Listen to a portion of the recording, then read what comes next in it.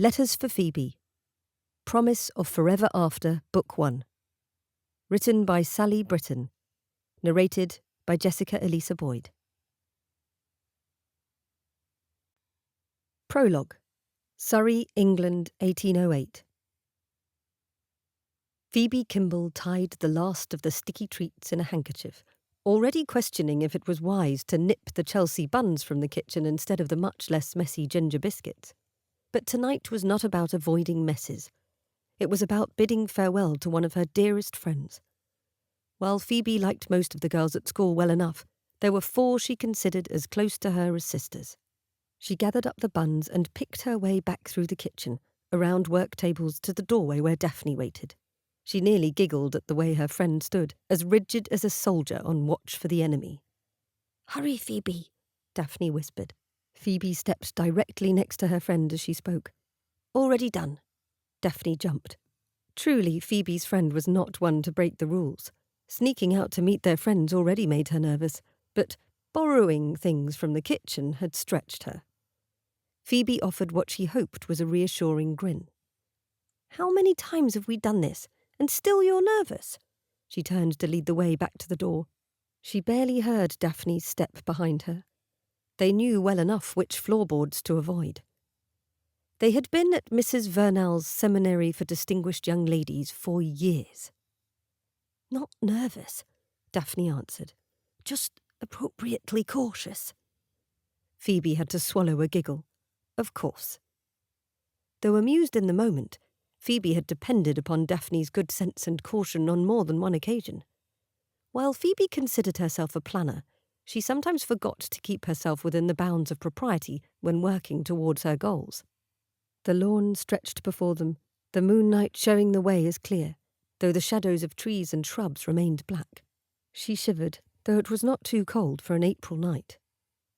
When they came near the gazebo, she could hear Mara and Isabel's quiet voices. Good, they had already arrived. Her heart dropped as she and Daphne went to the steps. Phoebe didn't want this to be their last time together, but Mara had to leave. She hadn't expected to lose practical Mara first. She was so young, but word of her father's death had come, as well as a summons to return home.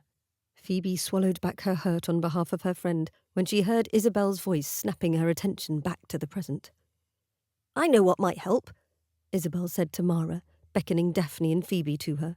"You're best friends with your favourite Chelsea buns." Phoebe forced a bright smile, knowing they could see her expression well enough as she held up her package of smushed sweets. "Phoebe, Daphne," Mara said suspiciously. "You didn't make those, did you?" "We didn't make them." Phoebe's smile settled to something more natural.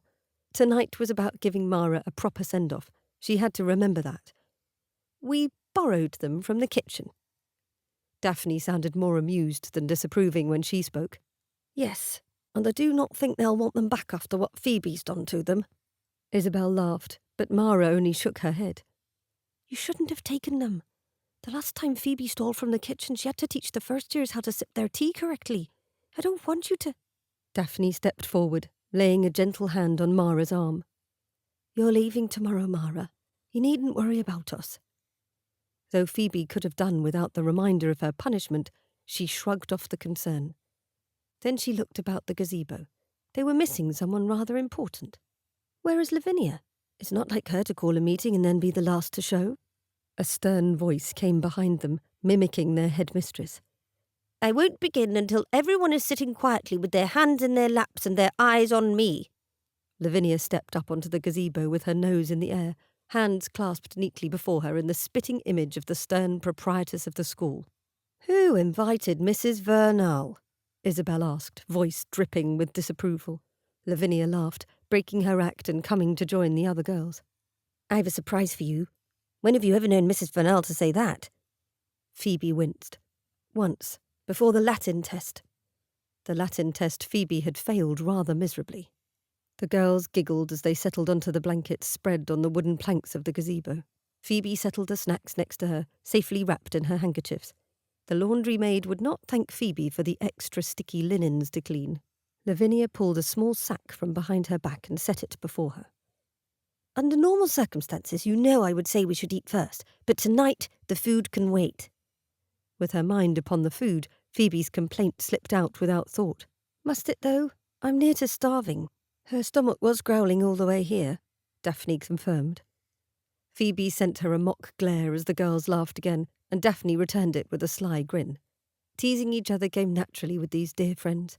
Sometimes Phoebe pretended they really were sisters. Their bond had to be nearly as strong as one of blood, given how much they had been through together since meeting. Isabel held up a brown leather book.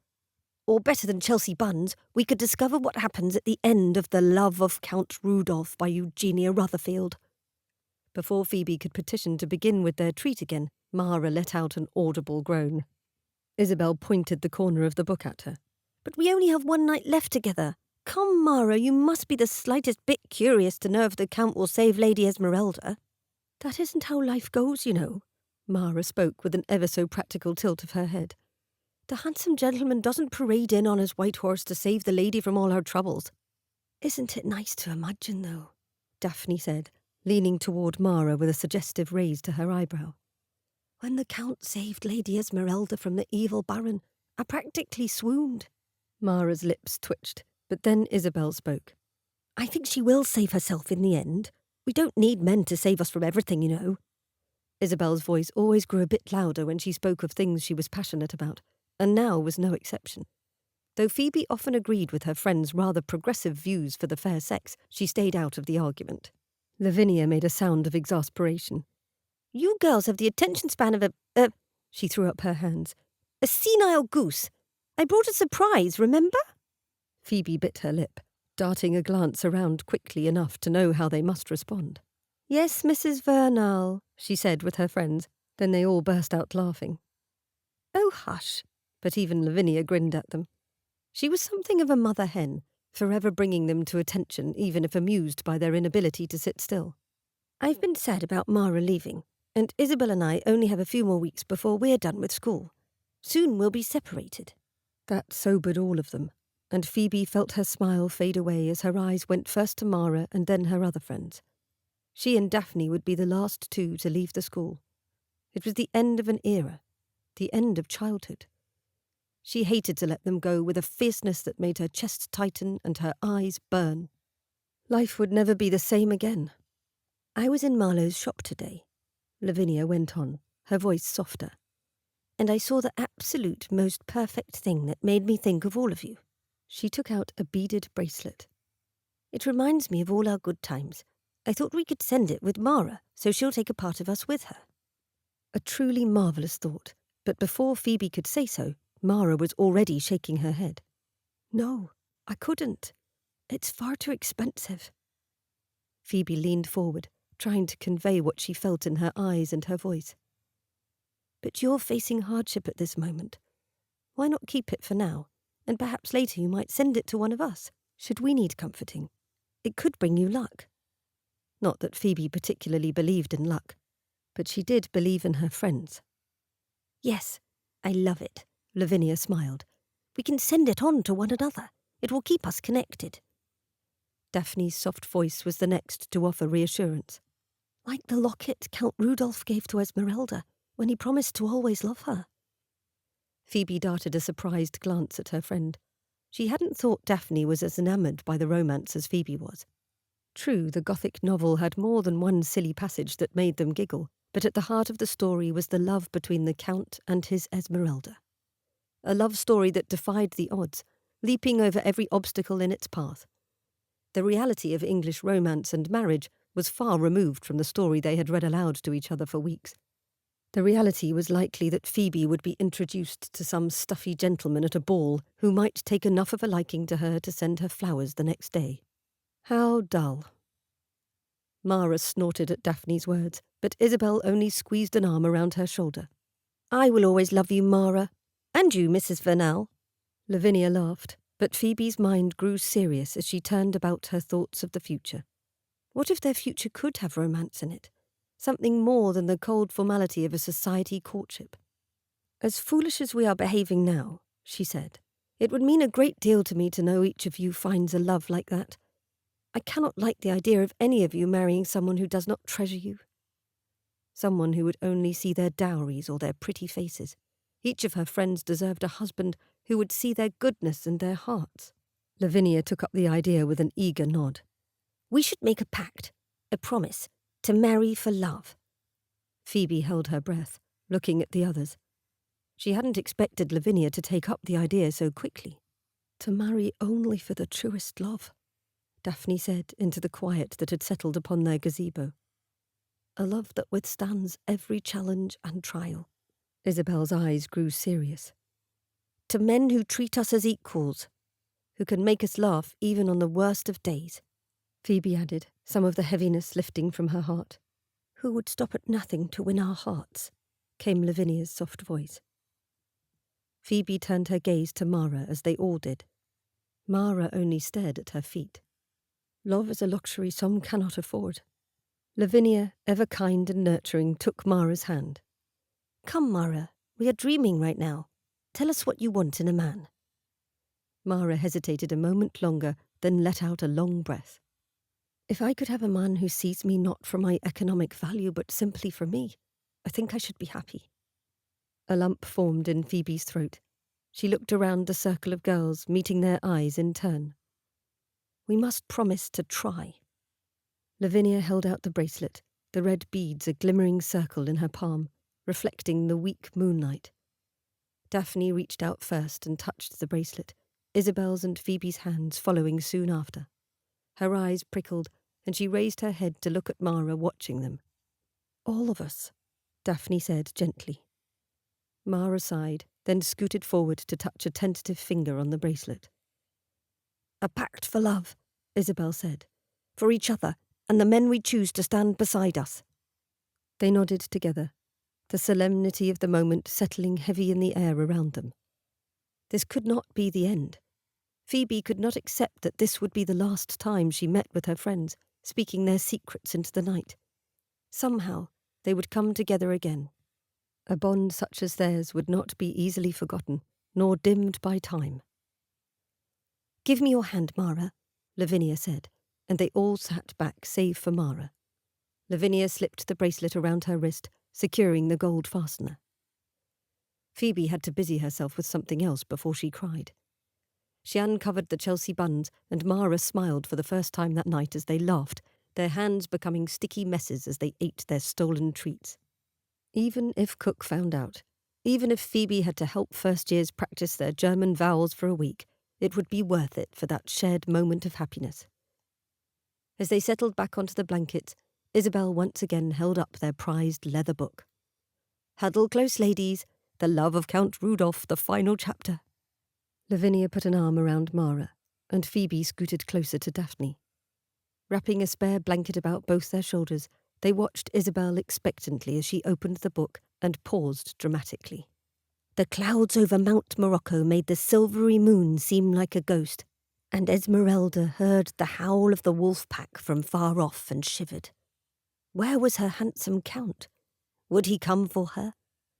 She fingered the battered locket at her chest. He'd promised his love would stretch across oceans. Was a mountain too far? Chapter 1. April 1st, 1812. The crowd at the park had reached ridiculous proportions, which kept Phoebe seated squarely in her small phaeton. Her driver sat stiffly before her, knowing well enough that to show interest in the display to the left of the path would not elevate him in the eyes of his mistress. For her part, Phoebe Kimball kept her eyes averted from the ridiculous activity nearby and upon a cloud drifting overhead. She most certainly did not peer from the corner of her eye to see the two men on the green, stripped of their coats, hats, and gloves, hurling balls of dough at one another.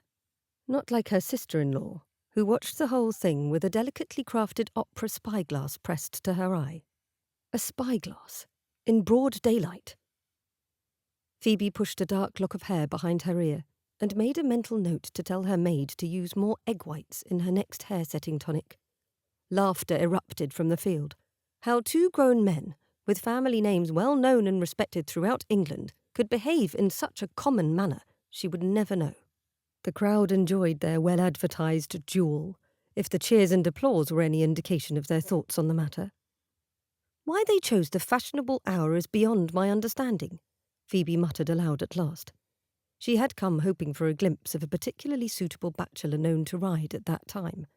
Though the date makes perfect sense. They are behaving as fools, and they are causing a standstill on Rotten Row. This will be in all the papers. Of course, April is the month of fools. Caroline murmured her agreement, but made no effort to ignore the fight. Oh, the Viscount lobbed that one directly into Mr. Fenwick's face. That must be the final blow. I cannot see how one might do better. It pains me to know you are acquainted with that man. Phoebe squeezed her eyes shut. Where did they even get all the dough for this incredible foolishness? Stolen from some overworked baker, no doubt. There had been a time when Phoebe would have been as delighted by the spectacle as her sister-in-law. A time before her mother grew ill, before her father grew distant. Indeed, she had planned her own amusing adventures with her friends at school down to the smallest detail to ensure their merriment. But those days were past, and Phoebe had other things to plan, such as a marriage wherein she might be seen as an equal rather than a sack of coins. She shivered despite the sunshine pouring through the trees above. Oh, it is over. Caroline sat back in her seat and collapsed her telescope, her bottom lip protruding as though she had been robbed of a treat. Really, a woman of her delicate condition, even if said condition wasn't yet widely known, ought to show more decorum. That was the liveliest thing that has happened all week, but hardly appropriate. Phoebe turned her head barely enough to see the crowd dispersing. But the two men in the middle of the odd display were pulling on their coats and exchanging huge grins. Phoebe hastily looked away again. Did you hear how it came about? They were tossing food at one another at their club, like common ruffians in a public house. Caroline had obviously grown used to Phoebe's ways, and tended to ignore her sister-in-law when Phoebe addressed subjects relating to decorum. As a married woman, perhaps Caroline did not worry as much over her reputation as Phoebe must. But associating with the dough-ball duel was not high on Phoebe's list of accomplishments she hoped to expound to a future mother-in-law. People climbed back into their carriages or made their way across the green lawns of Hyde Park, everyone chatting and laughing about the duel they had witnessed. Doubtless, accounts would appear in every newspaper about the event, all of it mocking both the participants and those who had lingered to watch. Phoebe narrowed her eyes, sweeping the carriages lined up in front of theirs, looking for a particular gentleman in a plum-coloured coat. Mr. Richard Milbourne, heir to an estate estimated to be worth £8,000 per annum. Rumour had it he wished to marry before the end of the season. From what Phoebe knew about him, he might prove an excellent husband. "Mr. Fenwick!" Caroline called, startling Phoebe out of her search. Surely Caroline did not mean to call over one of those men, in public no less. Mr. Fenwick, coat in place, trotted over to the carriage from his place on the green, wearing a wide grin. He scrubbed his hand through his hair, leaving it a brown mass of waves with blotches of white dough sticking this way and that. His eyes were on Caroline until he was but a few feet from the carriage, and then his gaze flicked to meet Phoebe's glare. The grin faded abruptly, and his cheeks reddened. Good. Perhaps her sophisticated disapproval put him in mind of where he was and with whom he was speaking. "Mrs. Kimball," he said, bowing from his place at the side of the path. "Good afternoon." Caroline laughed, the cheerful sound causing Phoebe to grit her teeth. Everyone in the vicinity would stare at them. "Please, Griffin, we've known each other since our infancy. Call me Caroline." That brought Phoebe's attention back to her sister-in-law. "I did not know you were so familiarly acquainted with this man." She spoke without thought, then pressed her lips tightly together. But really she had been shocked into the exclamation. Caroline was not at all put out. "Of course. Why would I not be? My family and the Fenwicks have been intimately connected for years.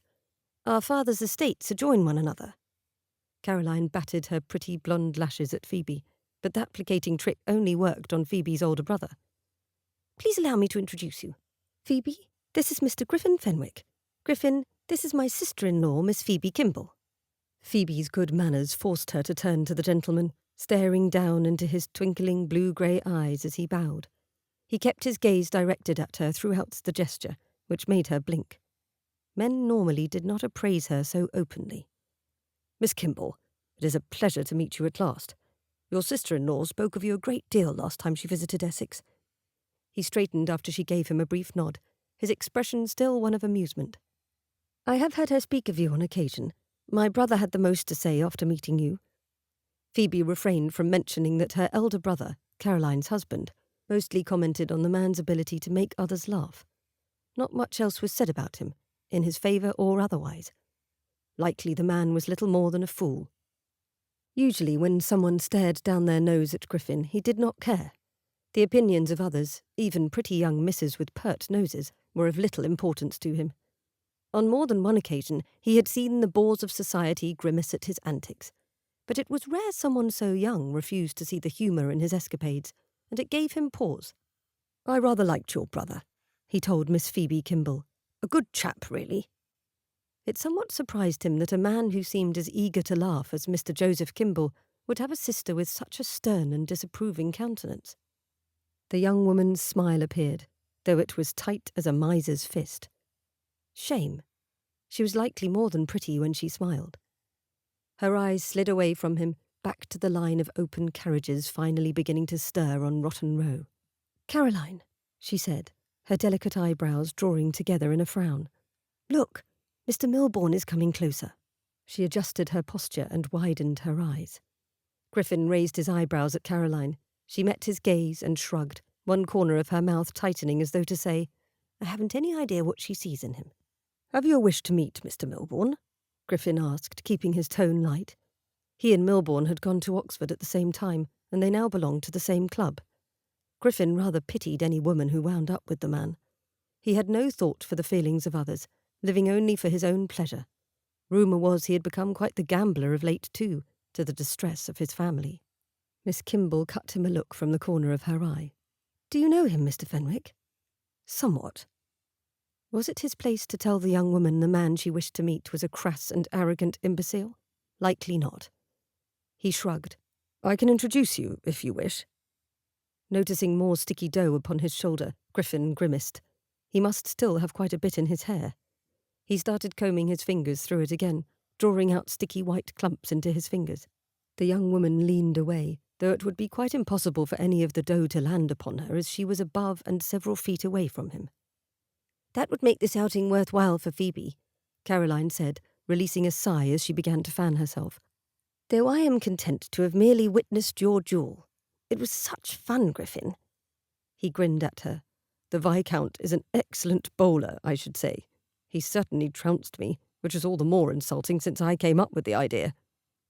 Miss Kimball made a noise of impatience in the back of her throat. "Mr. Milbourne is nearly here," she whispered. "Please, Mr. Fenwick, if you would." "Of course." He opened the door to the phaeton, jumping in to sit across from the ladies.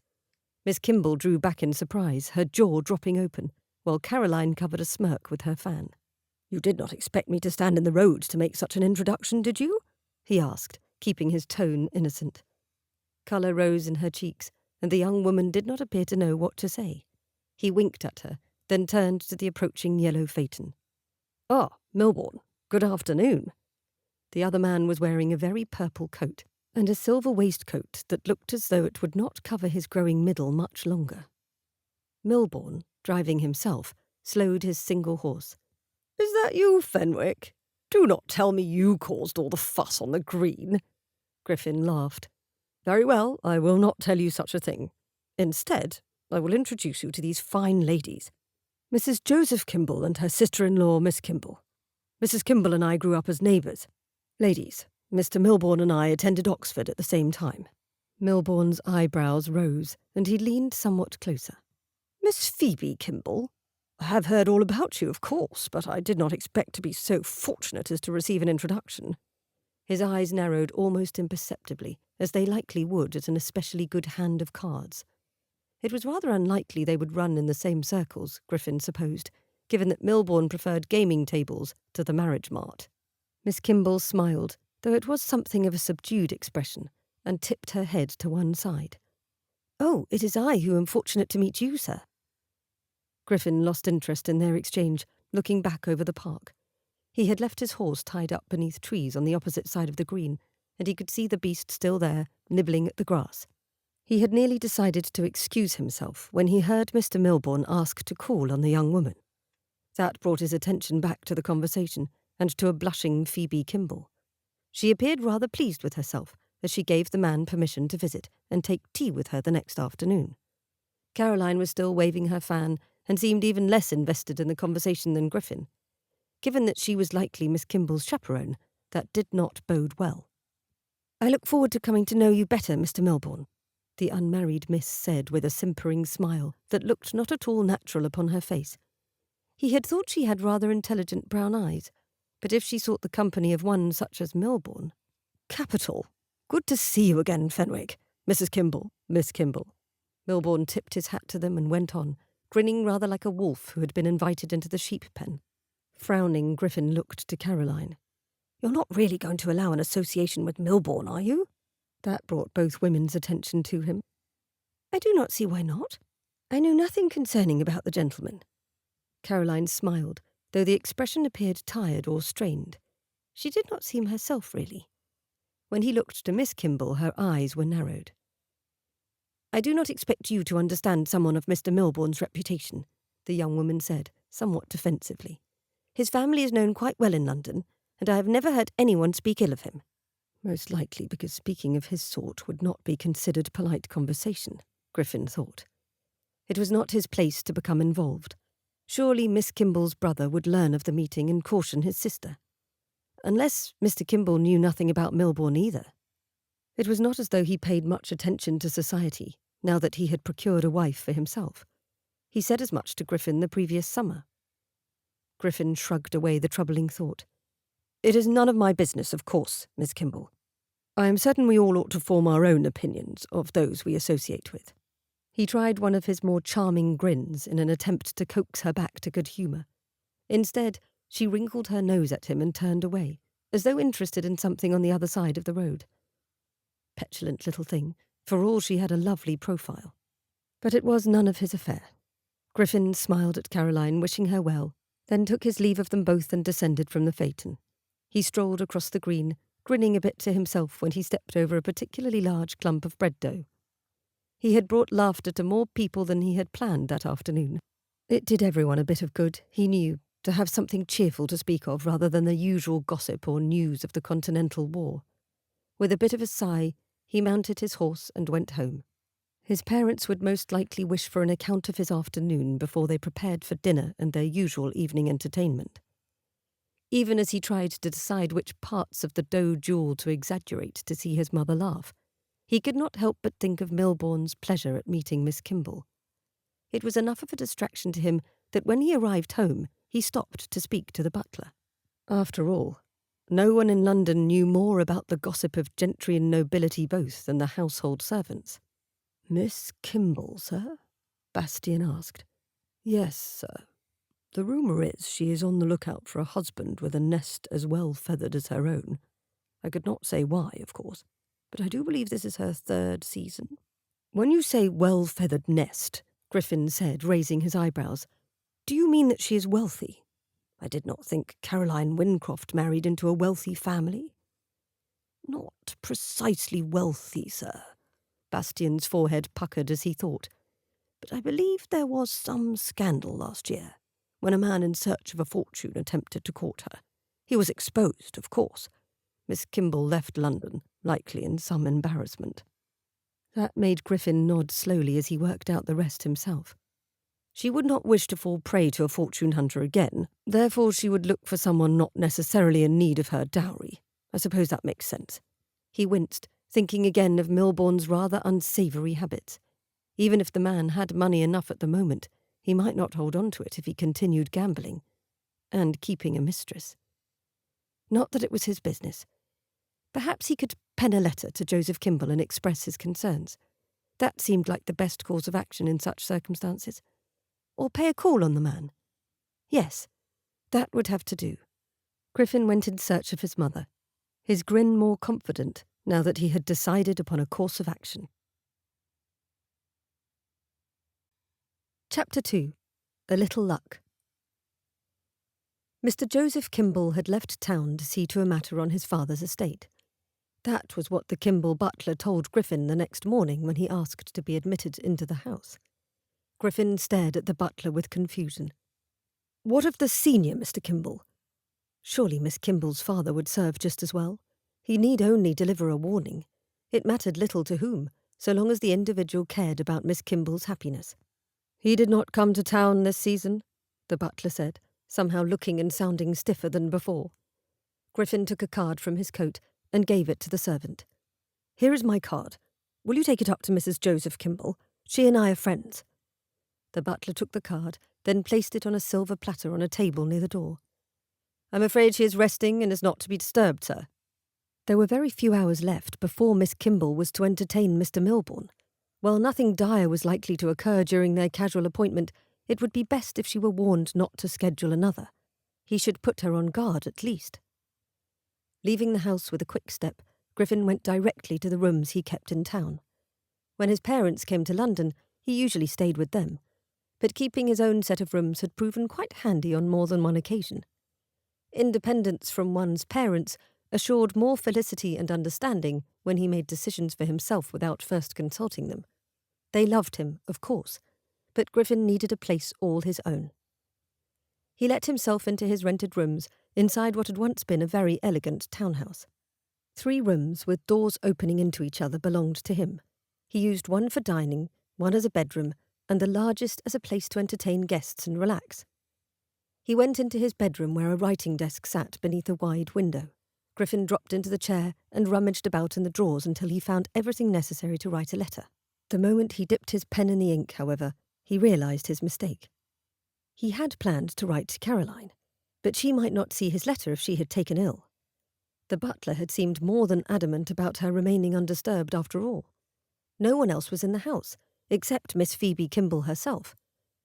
Writing a young woman without parental permission was most improper.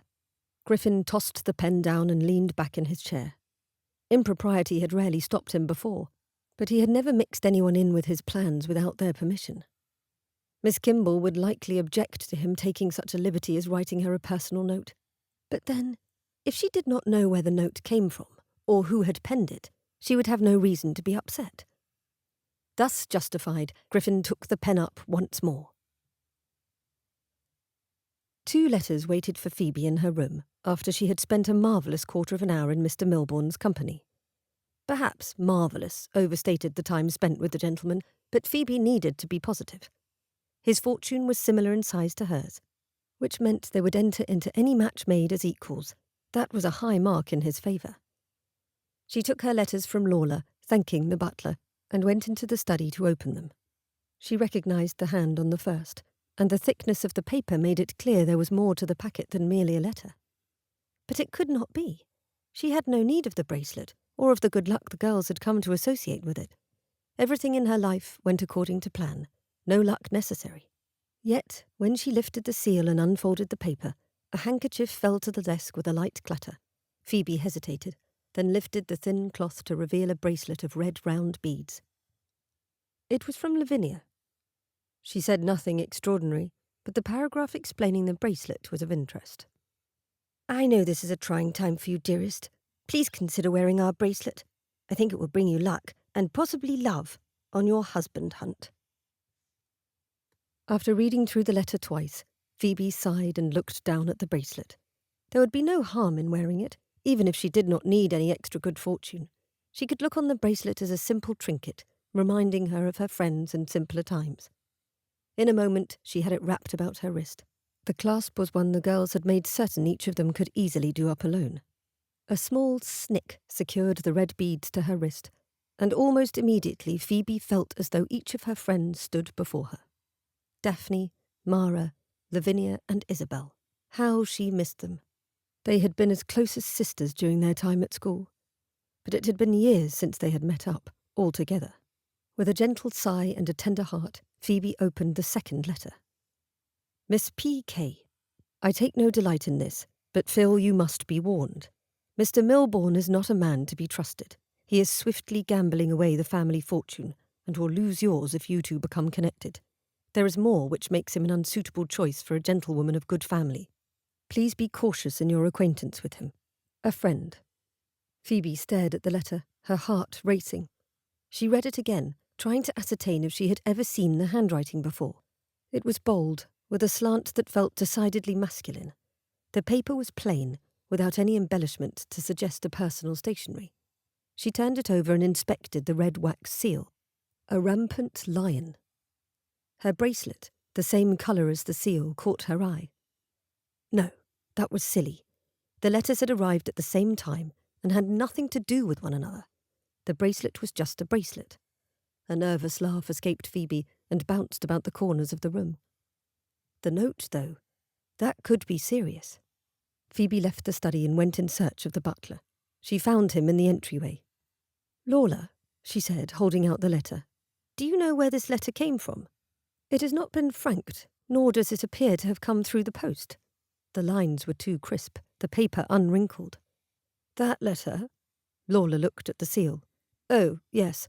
The little girl who sells flowers near the park brought it to the house. She has brought notes from the Barrett Rye family before, I believe." Phoebe nodded. The Barrett Ryes were friends of Caroline's who lived on the far side of the park. Caroline had mentioned on a walk one afternoon when they'd passed the girl that they frequently bought flowers from her and sent her on the occasional errand for a few pennies. "I see. Yes, I think you are correct about the flower girl." But his assumption that the note was from the Barrett Ryes was most certainly incorrect. Surely other families might employ the child in a similar manner. "Thank you, Lawler." Phoebe walked to the stairs, holding the note against her chest. The words it contained might be a lie, or she might be at risk of being misled by a man. Again. What had Caroline said yesterday? April is the month of fools. "I will not be taken in again," Phoebe whispered. She hurried to her room to fetch her spencer and bonnet. If she made a few calls, she could find the truth for herself. Griffin walked down St. James's grinning to himself. He had left his club where several of his friends had recounted his dough-ball duel back to him, laughing all the while. They were placing bets as to what sort of foolish thing he might do next. Some thought he would release an animal from the menagerie, or perform on stage at the Royal Theatre. The betting book had appeared, amid much ribbing, and Griffin quite enjoyed the attention, as anyone would. He intended to walk a distance before finding a hack to take him home for the evening. Any number of black carriages waited on gentlemen who had not brought their own vehicles that evening, but the closest conveyance was not the one Griffin sought. He peered into a few as he walked, looking for signs of age. He preferred to give his funds to those most in need, not the few who had managed to claim the choicest positions near the front doors of gentlemen's clubs. The flash of a pale face inside one vehicle gave him pause. He took a few steps backward and looked again, certain he was mistaken. A woman waited in the hack. He looked up at the driver, who purposefully ignored him, then approached. Poor thing had likely come looking for a relative and did not know how to go about getting them out of the club without causing a scene. Women were not allowed, of course, and usually sent servants to deliver important messages to husbands. Griffin knocked on the window, purposefully looking away. "Madam, if you will tell me who you are waiting for, I will happily fetch the man for you." There was a yelp from inside. Then the window dropped open with a bang, startling him into looking up, directly into Miss Kimball's face. "What are you doing here?" she asked, her dark eyebrows raising comically high. "What am I doing here? My club is here. What are you doing here?" Griffin stared at her, then looked deeper into the shadows. "Do you at least have a maid with you?" She gasped. "That is none of your concern." She was alone. Griffin shook his head. "What are you doing out here, Miss Kimball? Your reputation—" The door opened, and she reached out to grab the lapel of his coat, stunning Griffin enough that he complied when she pulled him into the coach. He realised what he had done when she shut the door behind him. "See here, Miss Kimball, I will not be forced into a compromising position with you." The bark of a laugh followed her momentary silence. "Me? Compromise you? Why ever would I do such a thing?" That ruffled his pride a bit, but Griffin shrugged. "Who knows? Women are mysterious creatures. For instance, I have absolutely no idea why you would pull me into a dark carriage if you did not have nefarious purposes." She leaned forward in her seat, allowing the lamplight from outside to illuminate her face. "Nefarious?" She smiled enough to make him almost like her. "I suppose I am behaving rather unusually, but I assure you, my being here has nothing to do with you. I merely had no wish for you to stand there and give me away. I am here for a very specific purpose." "What might that be, that requires sitting all alone on St. James's?" Griffin adjusted his posture first, his hat second, and then smoothed the lapels of his coat. "Caroline would have a fit, I am certain. She cannot know that you are here." "No one knows I'm here," she stated coolly, looking out the window again. "And I will thank you to tell no one about it. You may leave now if you wish. No one is upon the street at present." "What is it you're waiting for? Or whom are you waiting for? Perhaps I can help." That would be the gentlemanly thing to do, of course. The satisfaction of his curiosity was an additional benefit. After the way Miss Kimball had treated him the day before, he had thought her entirely too bent upon propriety to be the adventurous sort. For several seconds she bit her bottom lip and stared out the window. Her eyebrows were drawn down, her eyes narrowed as she seemed to think. She looked at him from the corner of her eye, then sighed. "I suppose the fact that Caroline knows you so well ought to count in your favour. Very well. I am waiting on Mr. Milbourne. You may remember introducing us yesterday." "I do, yes." He looked out the window, a feeling of dread pooling in his stomach. "Are you meeting him here?" "Heavens, no." She appeared genuinely startled. "I intend to spy on him." His jaw nearly dropped to the floor. Spy on him? He sat back in the seat and took her in with entirely new eyes. He had thought her prim and proper, arrogant or conceited. But here she played at espionage. "I have seriously misjudged you, Miss Kimball." She narrowed her eyes at him. "I am not surprised." Whatever she meant by that statement, he could not say. "At least I can be of some service to you," he said at last, the world trying to right itself in his mind. "Mr. Milbourne will not come out for a few hours yet. He is playing cards." Her shoulders sunk. "Hours? It is midnight now." Griffin nodded slowly. She was acting on the information in his anonymous letter. While he had not expected such a dramatic reaction, Griffin's relief she had taken him seriously made him relax. "The game is easily worth a few £100 at the moment. He will play until it is over, then he will play again, whether he wins or loses." "Does everyone know about his gambling habits?" she asked quietly, notes of anxiety in each word. "Everyone who pays attention to such things." He shrugged, wincing on her behalf. What would it feel like to be the last one to hear such a thing? At least she had made no commitment to the gambler. "Gambling is a popular pastime among gentlemen, though," Miss Kimball said quietly. Griffin shrugged again. "That is not the least of his vices, I'm afraid." She groaned and dropped her face in her hands. Duped! Again! Without raising from her slumped position, Miss Kimball spoke through her fingers. "Thank you for your time and insight, Mr. Fenwick. You may go." Could he, when she was obviously in distress? "Miss Kimball, I could see you home if you like." Miss Kimball sat up abruptly, her spine straight as a needle, and her tone just as sharp. "That is unnecessary." She opened the door to the hackney. "Thank you for your concern. Good evening." Her swift dismissal, made with a cold tone and her nose in the air, gave him pause. Yet he tipped his head to her, stepped out of the coach, and shut the door behind him. Some people did not know how to show gratitude. Not that he needed effusive praise, but something more than being turned out onto the street as though he had been the one performing a questionable act did not sit well with him. It nearly brought his temper to the surface. Irritating, unreasonable woman. As much as he had admired the gumption it took to spy upon someone, and the bravery besides, he would not allow himself to like Miss Kimball. He had done her a good turn, nothing more. Griffin was determined to think no more of her, even as he walked into the darkness of the street and heard her hackney pull away. Chapter 3. A Sparring Match. To my friend. You have saved me from great humiliation and subsequent despair. I thank you with all my heart. You cannot know what it means to me to receive your warning at such a time when no one else could advise me. I have made certain Mr. M. will have no reason to believe himself welcome in the future. Truly, I cannot express the depth of my gratitude. May God bless you. Sincerely yours, P.K. Griffin arrived at the house of Mr. and Mrs. Carew and their 3 sons, barely in time for dinner. He had been abominably late to all of his appointments that day, ever since he had received the note from Phoebe Kimball. He'd read and reread her words, studied the swirls of her handwriting, and tried to discern how the young woman who had pushed him out of a hack could possibly be the same one who wrote such warm words with an elegant and gentle hand. The woman was more than the stuffy socialite he had first thought her. He paused in the foyer of the grand house on Brook Street, making certain his cravat remained presentable. With a quick grin at his own reflection, Griffin followed a footman to the upstairs parlour. The doors opened and Griffin strolled in, ready to find entertainment or make his own. His eyes landed almost immediately on a woman dressed in pale blue, with flashing gemstones in her hair and a placid expression upon her face. Miss Kimball. Fortune had smiled upon him, giving him another opportunity to take her measure.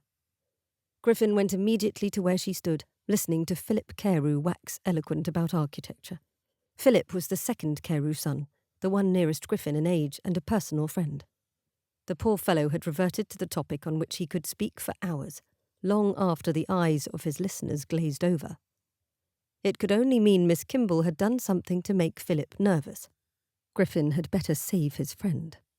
"Good evening, Miss Kimball." "Philip." Dark lashes lowered, Miss Kimball's lips turned down when he addressed them. "Mr. Fenwick, I did not know the Carews were a mutual acquaintance." "Nor did I." Griffin grinned wider when her frown deepened. Though she appeared to dislike him, he suspected there was a great deal more to her regard for him than that. He would discover it, too. "It is a pleasure to see you again so soon after our last meeting." Ah, that caused a greater reaction. The woman's dark eyes widened, momentarily turning fearful. "A pleasure," she repeated, her eyes cutting to the side as though looking for an escape. His cheer diminished somewhat. He had not meant to make her afraid, alluding to their meeting the night before. Curse it, this was precisely why his mother had always told him to think before speaking. The lady thought he meant her harm, no doubt. "Of course, it was also our first meeting in the park," he said hastily in an attempt to allay her fears. Her eyes sought his again, and the sharp lines of her shoulders relaxed. Philip looked from Miss Kimball to Griffin with an arched eyebrow. "I am pleased you two know one another, even though it is a recent acquaintance." He cleared his throat, looking suddenly over Griffin's shoulder. "Ah, if you will both excuse me, I see someone I must speak to." His awkward exit indicated well enough the excuse had been invented. He bowed and disappeared. Griffin chuckled, knowing Philip would thank him later, but when he turned back to Miss Kimball, her expression froze him in place. She had reverted to her cold glare from the park. "Mr. Fenwick," she said, narrowing her eyes and snapping her fan open, "you are making a habit of turning up in odd and, dare I say, inconvenient moments." Griffin forced a smile. "I'm not certain what you mean, Miss Kimball. I thought our last two meetings were rather in your favour, seeing that I provided you a service each time." And tonight he had also provided a service to Philip. Philip Carew had caused himself a great deal of trouble, of course, entering into a secret engagement with a young woman. But Griffin still assisted him in keeping that secret. It wasn't Philip's fault the girl had a dragon for an aunt. As soon as her father, a general on the continent, returned, Philip would win the general's favour and his daughter's hand. Until then, Griffin and a few select friends were under orders to help Philip avoid other young ladies and matchmaking mothers. Miss Kimball continued to glare at him, brown eyes frostier than New Year's Day. "Mr. Fenwick, though I am certain you mean well, I cannot agree with you." She moved the fan with enough fervour that the curls above her ear fluttered in the breeze. Griffin shrugged and tucked his hands behind his back. Perhaps he had misread her letter somehow. The woman did not have a grateful bone in her body. "I apologise, Miss Kimball. It was never my intention to cause you distress." He could not simply walk away and leave her alone, not without being rude. She nodded her acceptance of his apology, and when their eyes met again, her expression softened somewhat. Then her lips parted as though she might speak. "Mrs. Carew, dinner is served." The pomposity of the announcement had everyone turning to face the butler, who then opened a set of double doors into the dining room. The line formed, and Griffin found himself escorting the eldest daughter of a wealthy gentleman. As an heir to a most comfortable estate, he ranked a bit higher than other men present. He almost looked over his shoulder to see where Miss Kimball fell into the line, but nudged that bit of curiosity out of his brain. Griffin took his seat, all smiles for the lovely woman on his right. Then he looked to his left and froze. Philip assisted Miss Kimball into the seat beside Griffin. Meeting his friend's eyes, Griffin very clearly saw Philip mouth, "Help me." Drat the man and his covert romance. Griffin forced his smile brighter. "Miss Kimball, we meet again." "So it would seem, Mr. Fenwick." Phoebe knew her tight-lipped smile was not precisely polite. Yet who would blame her, given all her disappointments of late? As a second son, most would not think Philip Carew a likely match for someone with a modest fortune. But Phoebe had discovered that Philip stood ready to inherit his maternal grandfather's architectural firm and eventually the old gentleman's estate.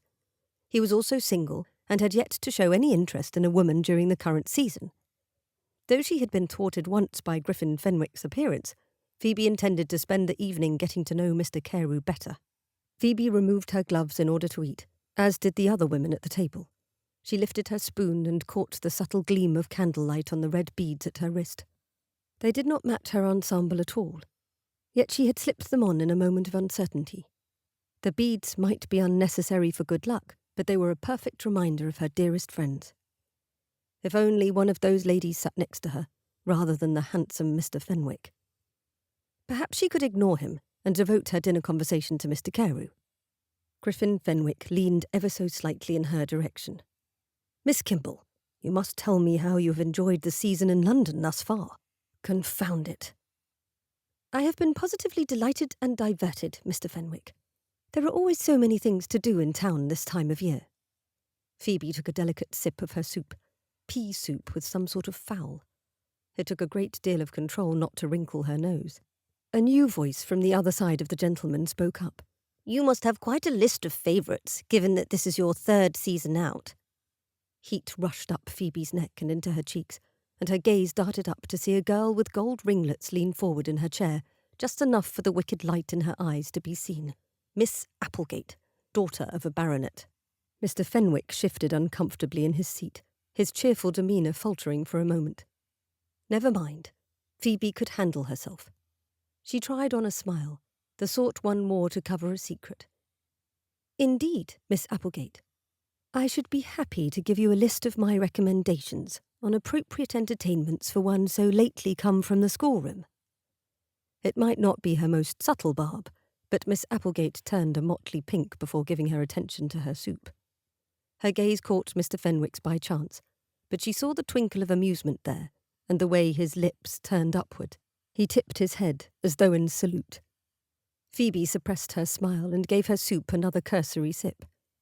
"Mr. Fenwick, what are your particular favourite activities, besides lobbing dough about in London's finer parks?" Rather than appear contrite, or even remotely rebuffed, the man's slight smile grew into an approving grin. "I tend to find amusement wherever I may be, Miss Kimball, though I do rather enjoy the parks most of all, and gardens when I can spare the time. Spending time out of doors is far more enjoyable than sitting about in stuffy parlours." A sentiment she readily agreed with, but she could not let him know that. He was ruining her opportunity with Mr. Carew after all. "Stuffy parlours? Oh, but all the ladies of London spend our time in parlours, you know, drinking tea, embroidering, and hoping to entertain callers. What a loss your company must be when you are out in flower gardens." She turned to the side, sensing Mr. Carew's attention. "As an architect, sir, you must have things to say upon the enjoyment one might find in a well-constructed home." Mr. Carew's cheeks pinked. He swallowed abruptly. "Well, I am certain, that is to say, my interest lies more in public buildings, but I have set about designing a house, my own, that is, for the future." He stumbled about in his words, the way a drunkard might stumble out of a tavern. Poor man, he must be painfully shy. Not like Mr. Fenwick, who joined their conversation uninvited. "A future house? If you are to build your own, Philip, perhaps you should wait until you are ready to wed. I imagine a bride would prefer to have some say in a new construction." "Oh, yes, of course. They're only rough plans, and I should like to consult the future lady of the house." Philip coughed into his hand, and his eyebrows rose as he looked over his head at Mr. Fenwick, as though he was trying to communicate without speaking. How odd. And suspicious. Phoebe turned to Mr. Fenwick, lowering her lashes and curling her lips into a smile. His expression faltered a moment, then returned to cheerful ignorance. Did he mean to pretend she had not caught him frowning darkly at Mr. Carew? Why was Mr. Fenwick determined to put himself into their conversation? What of you, Mr. Fenwick? Would you make such concessions for a lady? He leaned just a touch over the arm of his chair toward her. For the future Mrs. Fenwick, of course. But as I have no plans to wed at present, nor any plans to build a new home, I believe I am safe from such a concern. His teeth flashed white as he grinned. The soup course was taken away, the fish replacing it. A true loss for the ladies of London, Phoebe quipped, but her dart had no effect. Mr. Fenwick's eyes crinkled at the corners. It is a rare bachelor in London would so baldly state that he has no plans to wed, though I imagine a good deal of gentlemen might keep such a desire secret. What, pray tell, causes the hesitation on your part? He lifted his cup of wine to his lips, though he kept his gaze upon hers. It is not hesitation, I assure you, merely disinterest. In marriage or in young ladies? Marriage itself is not an unpleasant idea. He sipped from his cup at last and lowered it back to the table. But if I entered into that blessed sacrament with the wrong young lady, I imagine I would equate marriage with torture. Phoebe wrinkled her nose before hastily recalling a lady ought never to do so in public. Are your requirements for a bride so particular that you have not come upon one woman who happens to meet them? You must have exacting standards. Not at all. His eyes twinkled at her as he twirled his fork in one hand, then speared his fish. I would prefer a woman of good humour, sound judgment, wit, and the ability to hold a pleasant conversation. That is not asking too much, is it? The simplicity of his words could not possibly reveal the entire truth. No man would be content with so little. Her own brother had easily rattled off a list of 20 requirements for the woman he wished to marry. Caroline had fulfilled nearly all of them. Her next words were something of a dare. I suppose a large dowry and a pretty face would not matter to you then, Mr. Fenwick. Mr. Fenwick finished chewing his bite of food before he made his answer, and Phoebe rather hoped it would prove clever. I am fortunate enough that I can marry for love rather than fortune, Miss Kimball. As to pretty, I find that a woman is only as lovely as her character. Her lips parted, but no retort came to mind. Mr. Fenwick had the audacity to wink at her. Then he turned to the woman seated on his right. Phoebe lifted her fork, the course of the conversation momentarily lost. She had spent more time sparring with Mr. Fenwick than actually coming to know Mr. Carew. As he apparently believed himself the victor in their verbal sparring, Mr. Fenwick had momentarily ceased blocking her conversation. But he had left Phoebe befuddled. How did she begin anew with Mr. Carew? The only time Mr. Carew had proved talkative was during his conversation on the history of London buildings. Uninterested though she was, Phoebe seized quickly upon the topic before Mr. Fenwick remembered her. Mr. Carew, will you please tell me what you think of the tower? There is so much history in that old building. How many additions would you say it has had since the time of William the Conqueror? Mr. Carew noticeably perked up, and he fairly dove into the topic. Given that the tower was built by the Normans, one must start there and understand where the original foundations existed before London was altered. As he continued to discuss the type of stone used to build the original walls about the Tower of London, Phoebe looked to the side to see Mr. Fenwick's reaction to her victory. He actually wore a frown and stabbed at his fish as though the food had done him harm. Served him right. Everyone knew Mr. Carew's mother wanted all her sons married, which made any one of them fair game. But Philip Carew's fortune would be in proportion to Phoebe's, making him her favoured candidate. Batting her eyes, Phoebe turned her full attention to Mr. Carew, and tried to understand why he disliked the Tudor additions to London's famous castles so very much. Chapter 4. A Turn About the Square. To my friend P.K. While I congratulate you on your excellent selection this time, I feel I must offer warning yet again. Mr. P.C. has not yet made it general knowledge, but he is, at present, promised to another. I should hate to see you waste your time, or worse still, your feelings, upon a man who cannot return your sentiments. Most sincerely, with my good wishes, your friend. To my mysterious friend.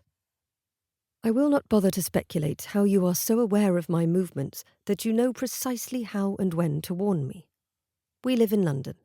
A thing barely happens before the gossip takes it from one end of the city to the other. I thank you for your warning. As I do not know how you come by your information, you will understand that I must verify what you have said before acting upon your advice. Nevertheless, I am most grateful to you. Yours, etc., P.K. Phoebe left the letter to her anonymous friend with the flower girl, then started upon her walk. Berkeley Square was not so fine as Grosvenor Square, but number 14 had been her home during every season from the time of her childhood. Her father had bought it, nearly new, and she had measured her years by the growing trees in the middle of the square. A maid walked behind her, just far enough back to give Phoebe the illusion of privacy.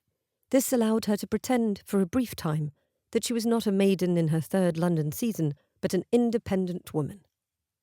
Miss Applegate's insinuation 2 evenings previous that Phoebe had been unsuccessful in finding a husband the previous years had nettled her. Unlike most women, who went charging about, looking for the wealthiest husband they could attract, Phoebe had first come to London with roses in her cheeks and romance in her heart. She had made that vow to her friends, of course, and had meant it with all the zeal of girlhood. She had planned everything perfectly before stepping foot on London soil. The first half of her season, she would come to know as many gentlemen as possible, and make new friends who were as good as those she had left behind. There would be one gentleman she knew who would stand out, a man worthy of her heart and the promise she and her friends had made. Phoebe paused on her walk and looked across the Berkeley grasses to the young trees reaching for the heavens the way she had once reached for her dream of a gentleman to hold her heart. No such man had ever appeared. No matter. She had drawn up her plans for her second season, and just when she thought to give up, she had met Harold Brookston. He had flattered and flirted, made her blush, danced with her at every opportunity. Then he had started pushing for an engagement, and she had demurred, uncertain of her heart. That uncertainty had saved her. His family had fled in the night, but they were caught and brought back to London to stand trial. Harold and his father went to debtor's prison, their estate seized by the Crown. He had wanted her money, and nothing more. People married for worse reasons, Phoebe knew that. But she'd fled to the country, humiliated, and shredded her plans to bits. Then she wrote up a new plan with a list of names. Romance was not for her. She would find another way to happiness in mutual respect. That would be enough. With such melancholy thoughts distracting her, Phoebe did not notice Mr. Fenwick until he stood at her side. "What are you looking at with such intensity, I wonder?" She jumped and covered her heart with one hand. "Mr. Fenwick." He gave her a lopsided grin and bow. "Miss Kimball. Greetings." Phoebe glanced toward the trees, then back to him. Where had he come from? "I must say, Miss Kimball, that running into you is becoming a habit. I cannot yet discern, however, if it is a good one I ought to keep, or a bad one I must attempt to break." He sighed dramatically, then offered her his arm. "What do you think?" She accepted his escort, almost without thinking about it. "I hardly see that what I think matters. We seem rather doomed to such meetings." She looked down at her bracelet, peeking out at her from beneath the sleeve of her spencer. "Or fated, depending upon your perspective." Surprise coloured his tone. "I had rather expected you to put me in my place again, Miss Kimball, not offer your agreement upon the matter." "I have not agreed with you," she argued at once, "and I cannot put you in your place, sir, because I know not where you belong." There, let him puzzle that out. Odd man. "I suppose I belong wherever I am at the moment, if we believe in fate, that is." Mr. Fenwick clicked his tongue upon the roof of his mouth. "That would mean, Miss Kimball, that I belong right here, with you." Phoebe's heart skipped a beat before she saw the glimmer of laughter in his eyes and the upturned corners of his mouth. Of course he had not meant anything serious by such a statement. She hastily put aside her odd reaction to his words. "Do you ever get tired of teasing?" she asked darkly, shaking her head at him. "Never. It does little harm, if any, and usually makes people smile." He kept his steps measured, short, perhaps for her benefit, perhaps to prolong his time in her company for more verbal torture. Phoebe's thoughts turned. and an excited sort of flip took place in her stomach. Why not play his game? She could tease and torture as well as he, and it had proved rather amusing at the dinner table the other evening. That thought gave her the perfect topic to pursue. It may surprise you to know, Mr. Fenwick, that I have given some thought to your words from the other evening, on marriage. He coughed away a small gasp, turning his head from her. His voice sounded strained when he spoke again. I thought we had said all that was necessary on that particular topic. Have we? Or are you merely reluctant to re-enter the conversation on the chance that I might come out the victor this time? She tipped her head to the side and attempted to appear more innocent than conniving. Mr. Fenwick's eyes narrowed. I was not aware we were keeping track of points in our conversations, Miss Kimball. But do go on. You have my interest. Thank you. Phoebe lowered her gaze to the walk. I should like to begin the topic, Mr. Fenwick, with an inquiry. I have wondered why a man of your age would persist in claiming no interest in marriage. While I concede that gentlemen may take longer at such a choice than ladies, you are rather in your dotage, are you not? Teasing him served him right, after he had amused himself at her expense more than once of late. His head turned abruptly, and she sensed his eyes upon her, studying her. Dotage, Miss Kimball? I'll have you know I'm younger than you are. Phoebe stopped walking and turned toward him, releasing his arm. Sir, I cannot believe you would say such a thing. You are not. You must be nearer 30 than 20. She narrowed her eyes and studied the charming, tiny lines near the corners of his eyes. They grew deeper as he smiled. At her. He had a rather nice smile. I will have you know that I've only marked my birthday on 6 occasions. His eyes glittered, bluer than grey in his amusement. Phoebe crossed her arms over her chest. That is absurd. Indeed, the most absurd thing I have ever heard. He mimicked her stance. I swear to you, on my honour, it is the truth. Phoebe opened her mouth to argue, then snapped it shut again and stared hard at him. There was a puzzle in his words somewhere, and she would find the answer. Perhaps his family had not done anything on the anniversary of his birth to mark the occasion. That might be what he meant. Yet she had heard from Caroline all about the Fenwick family. They sounded as though they were all quite close, and if they had produced someone such as the gentleman before her, they likely did not ignore excuses to celebrate. 6 birthdays. She wrinkled her nose. His grin turned almost cocky. He offered his arm again. She accepted it. 6, he confirmed. I will wager you have celebrated 20 years of your life passing.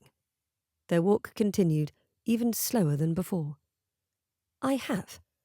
Drat and bother. 6 marked birthdays. What happened during the unmarked anniversaries? She ought to hate how curious he had made her, yet she had always had a weakness for riddles, especially those with logical conclusions. There were none. Only the 6 have passed since my birth. He chuckled, sounding far too certain of himself. Phoebe sighed. I will think on this, sir. Do. Take whatever time you need. He was leading her around the square, she realised. They had passed number 14 several houses before. Mr. Fenwick, she said, turning to look up at him. He was taller than she by a head. Are you very well acquainted with the Carew family?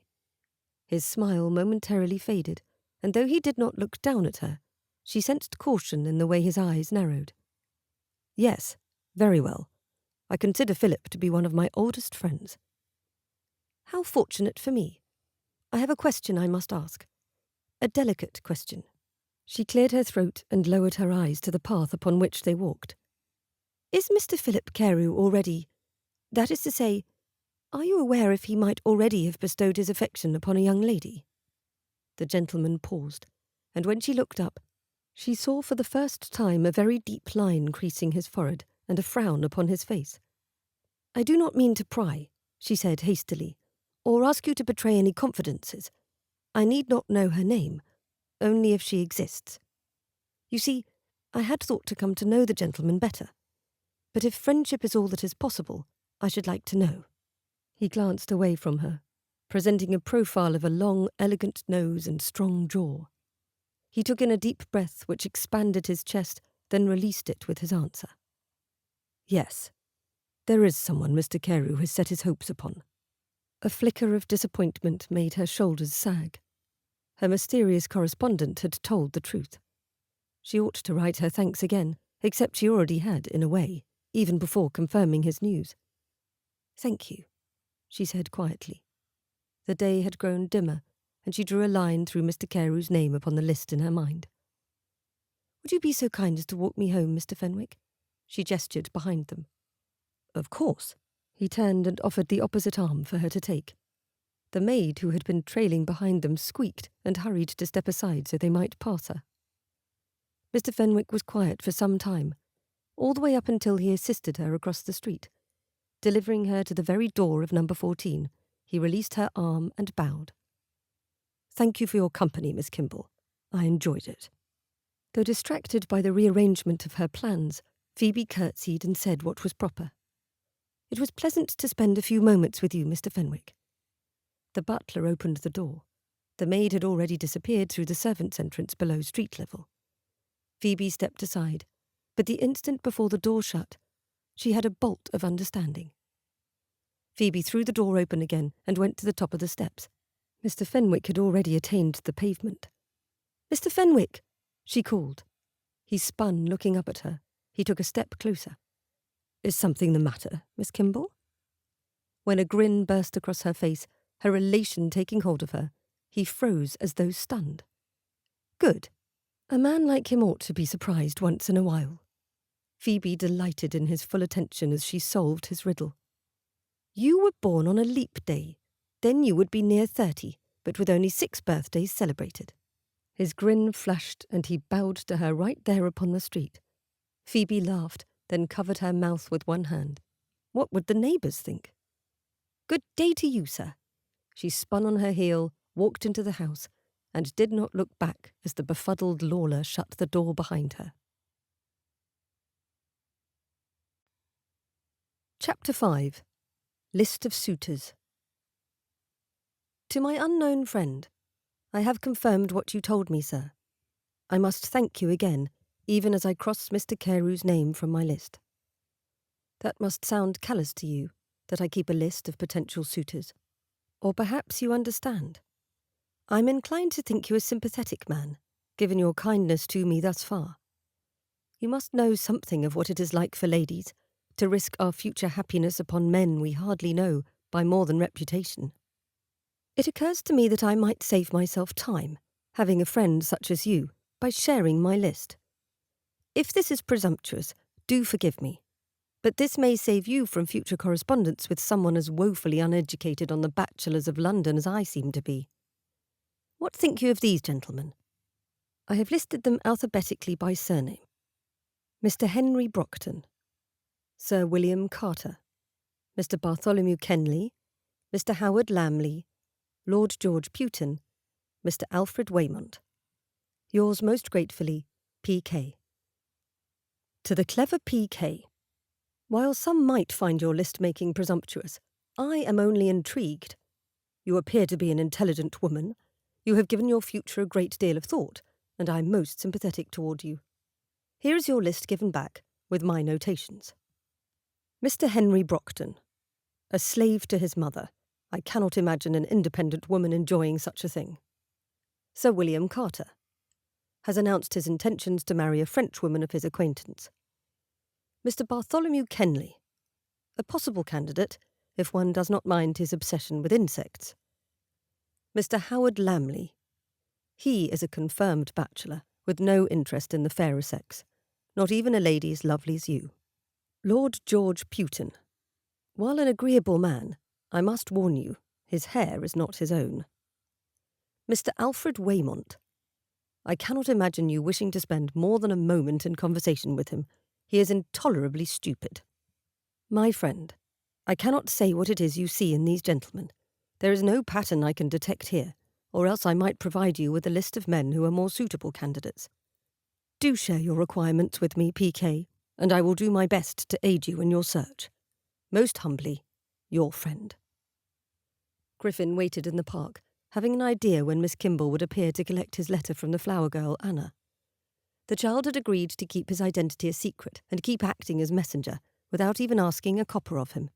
She seemed delighted to take part in an intrigue, and he promised to purchase flowers from her every day for the rest of the season.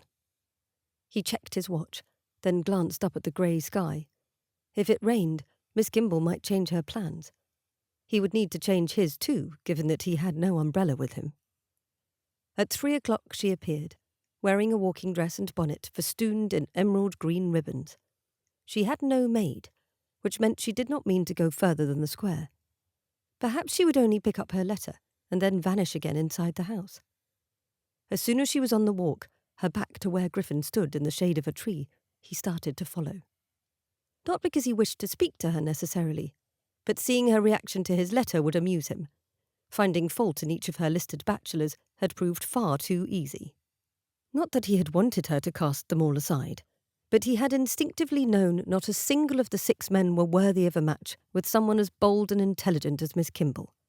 It would take a different sort of man to make her happy. Of that he felt certain. Miss Kimball retrieved her letter from the flower girl and kept walking, perhaps to complete a circuit around the square. She opened the letter and read as she walked, while he kept pace several yards behind her. He was close enough to hear her giggle. The light laugh at something he had written gave him reason enough to smile with satisfaction. Griffin did not hail her until he saw her put the paper in her reticule. Then he called out, "Miss Kimball, is that you?" She stiffened and looked over her shoulder at him. "Mr. Fenwick." She stopped walking, and he quickened his step until he reached her side. "We meet again." "So we do." She folded her hands in front of her, the reticule bearing his letter dangling from her wrist. "What brings you out to Berkeley Square today?" She glanced up at the grey clouds. "In such uncertain weather?" "A desire for a walk. I found the park here to my liking when last we met." He motioned to the trees and well-kept grasses, though it is horribly named. "I do not suppose Berkeley Rectangle would sound as lovely, or as though it might rival Mayfair and Grosvenor Squares." Miss Kimball's lips twitched, though she did not fully smile. "Mr. Fenwick, I was correct when I settled upon your birth date at our last meeting, wasn't I?" Griffin bowed theatrically. "You were most correct. I was born on February the 29th in 1784. Her eyes brightened and she leaned slightly closer, though a foot of space still separated them. "So you have been alive 28 years, with only 6 birthdays because the year 1800 had no leap day. Am I correct?" He grinned at her. "You are." "You must take great delight in vexing people with that riddle." She did not laugh, though he suspected she wished to do so. "That brings me all the way back to my original question, sir. A man of your advanced years seems oddly opposed to the idea of matrimony. Why is that?" Griffin shrugged. "As I have said, I have not found a lady to my tastes." "Pity for you." An ominous rumble rolled across the sky, causing Miss Kimball to look up and assess the clouds. "Dear me, it seems neither of us will have our walk." "Afraid of a little rain, Miss Kimball?" he asked, disappointed she would leave before they'd had a chance to enjoy a verbal duel. "I am afraid of ruining my bonnet." She touched one of the swirling green ribbons. "Then I will walk you to your door." Griffin glanced at the reticule on her wrist as she put her hand upon his arm. "Are you not particular about your choice of gentlemen, Miss Kimball? I imagine you are on the hunt for a husband, as every single woman in London is on the hunt." "You make it sound as though I actually have a wide variety of choices." She shook her head, her eyes upon her house rather than on him or the park. "No woman truly does, you know." "I am limited by my family's position in society," Griffin interrupted, "which is fair, given your address." Berkeley rivaled Grosvenor when it came to fashion. Her eyes narrowed. "My father was fortunate to purchase the house at a time when it was quite affordable. But as I said, my family is not noble. My father is only a gentleman. That narrows the options. Then there is the matter of my dowry. It is too small to tempt those looking to increase their riches or save themselves, yet my family connections are not remarkable enough to entice those that are solvent and only looking to better themselves in society. We must also take into account my age and appearance. The pool of gentlemen narrows still more with other factors, such as my determination to have intelligent conversation rather than simper at a man as most would desire." Griffin laughed, a hearty sound that made her shrink and look about as though to make sure he had not drawn attention to them. They crossed the street to her house, but Griffin did not give up her arm immediately. Any man who would censure you for speaking your mind would only do himself a disservice. Griffin looked down at her, wondering if he dared try for an invitation into her home. It would save him from the rain and provide entertainment. What made him laugh turned her sober. It intrigues me that you think so. My own brother is forever telling me to curb my tongue. That is a shame. I find myself amused whenever we have an opportunity to converse. Amused? She asked, eyebrows drawing downward. Griffin nodded and released her arm. It is rare a woman speaks her mind as you do. And a woman speaking her mind is amusing. Her tone remained flat, which he ought to have taken as a warning. Griffin only widened his smile as he continued speaking, ready to explain how much he enjoyed their verbal battles. Of course, it is refreshing to hear a woman converse with such lightness and wit. Most cannot take what you say seriously. Miss Kimball raised her hand, halting him mid-sentence. That is quite enough. Then she balled that delicate gloved hand into a fist, lowering it to her side while her cheeks turned red. Most, in fact, do not take what I say seriously. I always thought that a mark against their intelligence, not my own. As she spoke, Griffin's horror grew. Something had gone terribly wrong in their conversation. Miss Kimball, if you will let me explain. She cut him off again. At the same moment a large raindrop fell past the brim of his hat. I have no desire to converse further. I apologise for ending your entertainment this afternoon, but the show cannot go on in the rain. Good day, Mr. Fenwick. She turned from him and ran up the steps. The door opened, and when it slammed shut behind her, the sky broke open above. Griffin stood like an addle-pated dunce, staring at the closed door. The rain did not care that it soaked him and came down all the harder. At last he turned, walking away. What a fool he was. Even if they had come along in their relationship, apparently she knew him less than he did her. He needed to mind his tongue. The conversation had turned too quickly, and now he needed to make amends. But when? And more importantly, how? Phoebe paced her bedroom, the glow of the gas lamp the only light.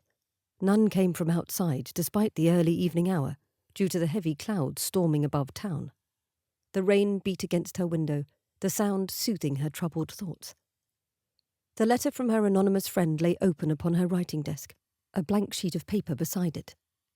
Do share your list with me. Dare she? Having one man laugh at her that day had shaken her. Mr. Fenwick had seemed like the sort of man one might befriend, but knowing he only spoke to her because she amused him had stung. Phoebe put her hand over the red beads of her bracelet, rolling the accessory down to her wrist again. How she missed her friends. If only they were near to one another and could laugh away their troubles as they had at school. What would they advise? She went to the desk and sat, staring at the neat handwriting of the man with the rampant lion seal. Who was he? And why had he taken an interest in her? Enough of an interest to warn her not once, but twice. He had to be a gentleman. At least that was what she hoped. But was he an elderly fellow merely doing her a kindness? Somehow she doubted it, given the firm hand he used, and the humour in his words. It was dangerous for a woman to write to a gentleman, let alone a stranger. But the little flower girl would warn her if there was something amiss, wouldn't she? The memory of Griffin Fenwick's smirk, his hurtful words, goaded her at last. Biting her bottom lip, Phoebe took up the pen. Chapter 6. An Evening of Dancing. My dear friend, I am not certain many would call me clever. How clever is it, for example, to write out one's hopes and wishes to a complete stranger? I will have to trust to your honour, sir, whoever you might be. I suppose I wish for the usual things in a gentleman, in terms of health and general good nature. But when I think on those things that I most hope for, that I want to be part of my life, I find myself hoping for a generosity of spirit. I also wish to find a man who will be an attentive and kind father, as my father was. Yet how can one know such a thing? I would hope for a gentleman who will view me as his equal in our marriage. As you can see, These things are quite impossible to know about a gentleman. No amount of afternoon carriage rides, ballroom meetings, or afternoon teas will reveal so much about a person's character. But worry not. I do not expect you to find such a companion for me. For now, if you might point me towards someone of honour and financial stability, I will be pleased enough. This will be my last season in London. I suppose I ought not be too particular. With all my gratitude, P.K. To the charming P.K. Allow me time to ponder on your requirements. I do think they ought to be requirements, as each item is most reasonable and understandable. Why should any woman settle for less than a gentleman with whom she can have happiness, as well as mutual respect and devotion? You mentioned this is your last season. Might I be so bold as to ask why? Yours, etc., a friend. Phoebe bit her lip in an attempt to darken it from a shade of coral to something more like cherries. She stood before a mirror in a withdrawing room at the Countess Vailmore's annual ball. Then she turned to inspect her hair, pushing a stiff curl back into a pin. "Phoebe, you look lovely. Do stop fussing." Caroline took Phoebe's hand and gave it a gentle tug. "Your brother is waiting for us in the ballroom, and you know how Joseph dislikes balls. We ought not leave him to his own devices too long." "Of course." Phoebe turned away from the mirror, her stomach twisting.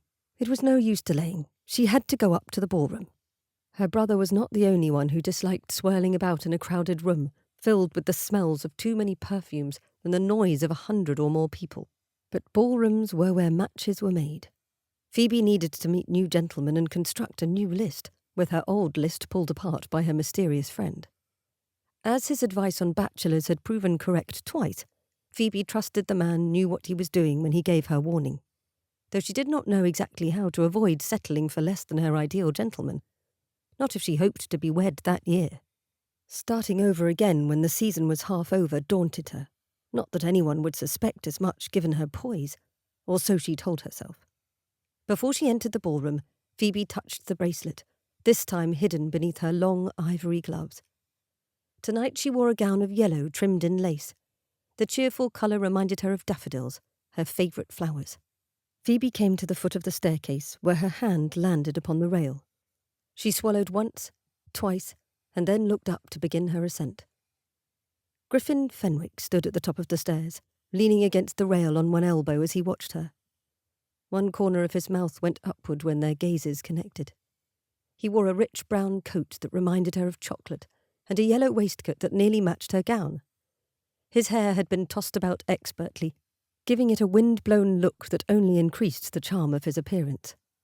Not that she would be charmed, not when she remembered too well the insult he had given her when last they had spoken.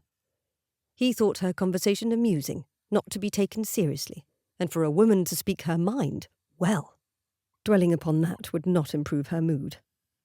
Setting her chin at a level a notch or two above where she normally held it, Phoebe took up her gown in one hand, then allowed the other to glide along the banister as she walked up. Let him make light of her intelligence if he wished. She would not spend another moment entertaining Mr. Fenwick. He pushed away from the rail as she approached and bowed when she attained the landing. "Miss Kimball, good evening. I am pleased you could come." He spoke as though he had issued the invitation rather than the Countess. "Mr. Fenwick?" she said, not even bothering to meet his gaze. She stared past him toward the ballroom. "I had no idea you would be present." Though tempted to sweep by without another word, Phoebe had no desire to give anyone the cut direct. There were enough other people standing about in the hall to notice if she behaved that rudely. "Oh," he sounded disappointed. "Caroline did not tell you?" Phoebe winced and finally looked at him. "What ought my sister-in-law to have told me?" She knew when she saw his smile reappear that he'd had something to do with the invitation that had surprised her when it had arrived. "The Countess is a friend to my mother, and she has met Caroline often enough that when I suggested she extend the invitation to your family, she agreed at once. I am delighted you are here." He did not seem to boast. The cheerfulness in his tone sounded genuine. How could the man prove both irritating and charming? Gritting her teeth, Phoebe offered him a tight smile. "Most kind of you to think of us, Mr. Fenwick." He offered his arm, and she had no choice but to take it. "Might I secure a set of dances with you, Miss Kimball? The next set to begin, if you have not yet promised them elsewhere." Dreadful man. Unless she wanted to spend the whole of the evening in a chair, She had to agree. "My first set is yours, Mr. Fenwick." If only he did not appear so pleased, she might have forgiven him. He did not seem to understand, not in the slightest, that she held him in some contempt. They had barely entered the ballroom, which was actually several large rooms with doors flung open to connect them all, when the music ended. Their first engagement upon the dance floor was to begin at once. Phoebe saw Caroline and Joseph standing near the wall. When they spotted her, Caroline's expression changed from merely cheerful to something bordering on excitement. Joseph, ever the protective older brother, merely raised his eyebrows. If Mr. Fenwick noticed them at all, he gave no indication as he swept her toward the couples arranging themselves upon the floor. The Countess never gave out invitations on a whim, as all of society knew, so her ball could not be called a crush. But 30 couples stood ready to dance, and more lined the walls. A set would easily take up half an hour, and perhaps a quarter more depending on the forms. Giving so much time to Mr. Fenwick made Phoebe sigh as she took up her position. Finding enough gentlemen to repopulate her list of eligible bachelors in a single evening had already felt like a challenge, without such devotion of time to someone completely unsuitable. As she stood across from the gentleman, Phoebe kept her expression bored. The man seemingly went through life with the goal of self-amusement. She would give him nothing to laugh over that evening. He grinned at her anyway. "I have been pondering something, Miss Kimball." He stepped forward and took her hand, raising it above them both and stepping back again. "Have you?" Phoebe refused to show interest, pretending to concentrate on the movements of the dance. "Yes, your name." She did not trip, but she did narrow her eyes at him. She lightly skipped to one side as the steps called for. "I cannot see how my name could possibly give you more than a moment's thought. Your Christian name is quite lovely and unique. I cannot say I know of many ladies with such a name. It comes from mythology, I believe. Is it not the name of a Titaness, the first ruler of the moon, according to the Greeks?" He smiled as though he had said something particularly clever.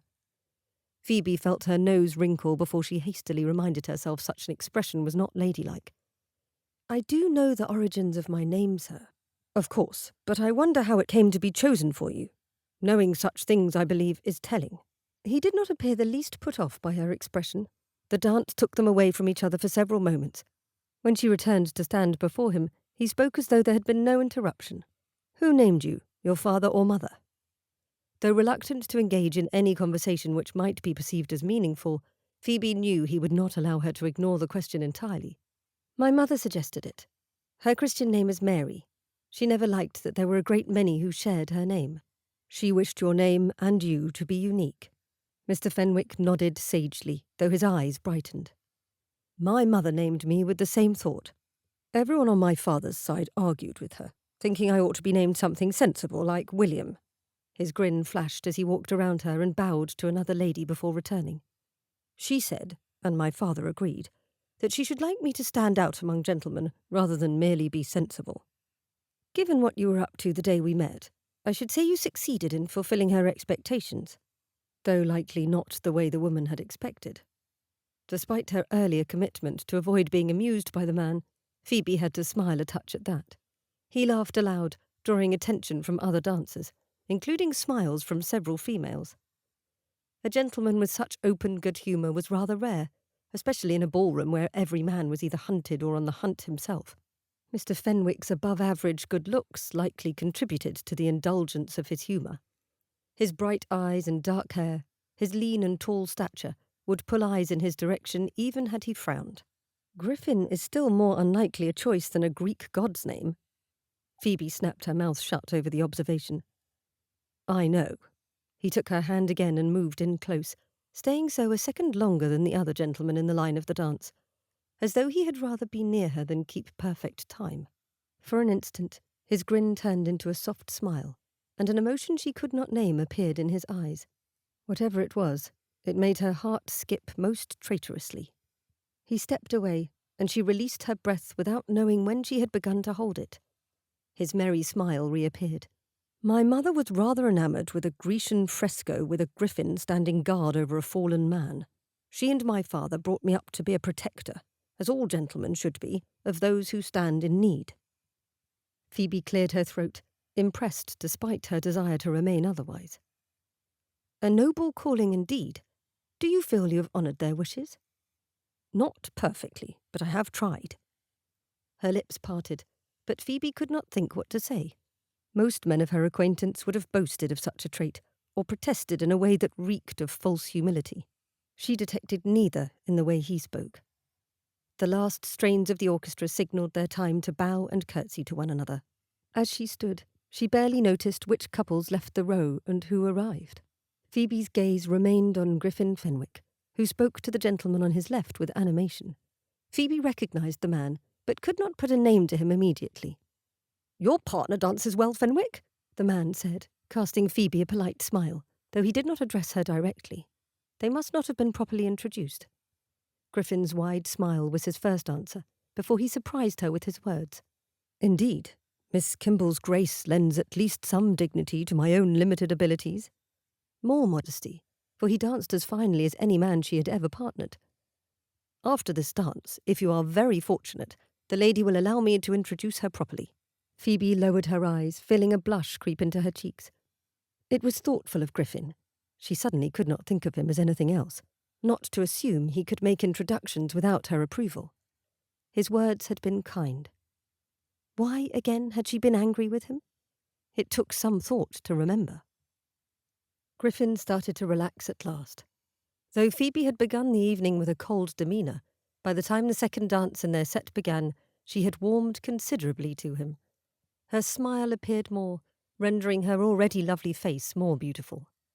Here was the girl who had walked with him in the park, before he had muddled things at the doorstep. It had taken Griffin time to sort out how his conversation with her that day had turned into a low moment.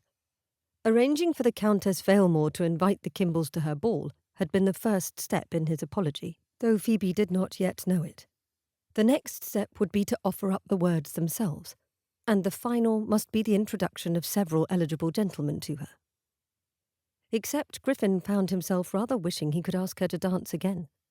Perhaps reserve another set, or the supper dance at the very least.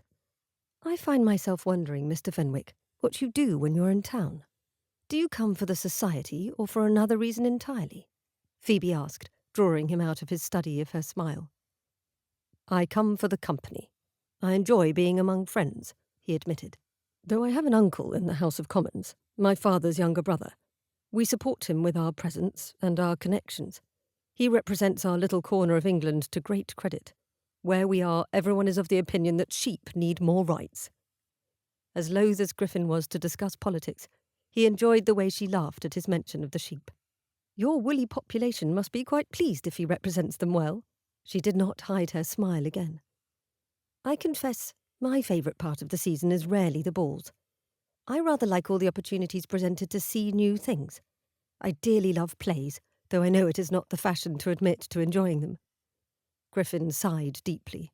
A sorrowful state of things, to be certain, merely because no one goes to see the actors and actresses, but to spy upon the other boxes. Phoebe danced with a lightness he had not seen in her character before. Upon their first meeting, he had thought her too staid, but coming to know her, and getting glimpses of her character still more through her letters, gave him leave to like her a great deal. How could he not, when the only thing she most wished for in a husband was a man who would be both a generous husband and kind father? She had not mentioned the wish for a title, for a certain amount of land or wealth, a house in town, or someone excessively athletic or handsome. His hand grasped her just above the wrist as they completed a turn, and he felt the presence of a beaded wristlet. Was it the same he had seen before? She had not been without it, not since that first day in Hyde Park. They were nearly down the line of couples, which meant their time together would soon end. Given the way other gentlemen had been watching Phoebe as he promenaded her along, he would not get more than a moment or two to escort her from the floor before there was a clamour for introductions, which meant it was time for his apology. Griffin sobered. "Miss Kimball, though this is not ideal timing, I fear I will not have the ability to offer you a sincere apology if I do not make it now." She blinked at him, and then her expression clouded over. She turned away, walking beneath the joined hands of another couple, then returned to him. "I do not know what you mean, Mr. Fenwick. The other day, upon your doorstep, I misspoke. I only wish to tell you that I am sorry for speaking like a bumbling fool. I would never wish to offer you insult. I rather like conversing with you, and I wish to be friends." Her cheeks turned a becoming shade of pink, and he felt his chest warm in response. Phoebe took hold of her skirt, preparing to curtsy, and he clenched his fists at his side, waiting for her acceptance of his apology. "Mr. Fenwick, of course you are forgiven. Thank you." Relieved, he offered up his final bow and then held his hand out to her. Her fingers slipped into his palm, and despite the material of their gloves between them, he would have sworn in that moment there was a very real physical connection. His heart leapt, and his grip tightened upon her. No fewer than 4 gentlemen converged upon them, as he had known they would, and the moment was lost. Given the brightness of her greeting to each of the men, Griffin doubted he would be granted another opportunity to engage her hand. The disappointment he felt upon watching her walk away on the arm of another ought to have surprised him. "Griffin!" He jolted and looked down at Caroline Kimball. "Oh, good evening, Caroline." He realized his greeting lacked warmth, and smiled rather hastily to make up for it. She laughed and took his arm. "Do not sound so happy to see me, sir, or my husband may get jealous." He relaxed, then looked again to where Phoebe smiled at her new partner. "I would not wish to stir such an emotion in one who loves you, Caroline." "No, I imagine not." Why did she sound so sly as she spoke? Griffin looked down at her again, but something told him he ought to change the subject quickly. "I hope you're enjoying your evening." "Very much, thank you." Caroline peered at him most thoughtfully, then turned her attention to her sister-in-law. "Thank you for displaying Phoebe's dancing skills so well, and introducing her to so many. I'm afraid I have not been an ideal sponsor this season." "I am certain you're doing quite well," he said at once, purposefully guiding her to walk away from the dancers. "Though I had wondered why it is you here and not the senior Mrs. Kimball." "Oh, did you not know?" Caroline's expression turned serious, her eyebrows drawn down along with the corners of her mouth. "Dear me, the family does not mean to keep it a secret, of course, though I suppose we have not discussed it much outside of our own home and friends." She looked to the wall of chairs where her husband conversed with other married men. "If you do not think you should tell me," Griffin said, though his curiosity rose, "then please do not. I would not like you to betray any confidences." Caroline shook her head. "It is not a secret, as I said." Then she sighed. "Last autumn, my mother-in-law was struck rather suddenly. Apoplexy, her doctor said.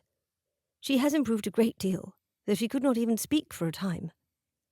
I'm afraid she's not able to move about as freely as she once did, and she thought her presence in London would hurt Phoebe's ability to focus on the task at hand." The task at hand, of course, was to find a husband. Griffin relaxed and looked out to where Phoebe danced, immediately finding her among the throng. His eyes were drawn to her rather like a magnet to metal. "I imagined someone of such a kind nature as Miss Kimball would be more concerned with her mother's well-being than her own." "That is precisely true of Phoebe." Caroline's smile appeared almost sorrowful. "Last season, Phoebe kept apologizing for entertaining that scoundrel of a suitor. She takes things very much to heart. My sweet sister-in-law puts burdens upon her shoulders when they are not hers to bear." Griffin added that to what he knew of Phoebe, unsurprised, and his heart softened toward her still more. He ought to have been alarmed. Yet Griffin had known the moment he saw her that evening, all pretty uncertainty at the foot of the stairs, that his feelings toward the idea of marriage were shifting. The list of suitors he had begun to compose for her, as her anonymous friend, needed one more name added to it. His own. Chapter 7. A Calculated Risk. To my friend. You are bold, sir, to ask such a personal question. But given that the nature of our correspondence has been most personal, I will answer your inquiry. This will be my last season in London, because I am rather exhausted. Constantly putting myself on display has worn at my confidence, my mind, and my heart. Rather than carry on as some do, I will retire to my family's home. It feels more dignified than putting myself upon the marriage market for a 4th year. Perhaps you already know, my dear friend, but I enjoyed myself at the Countess Vailmore's ball last evening.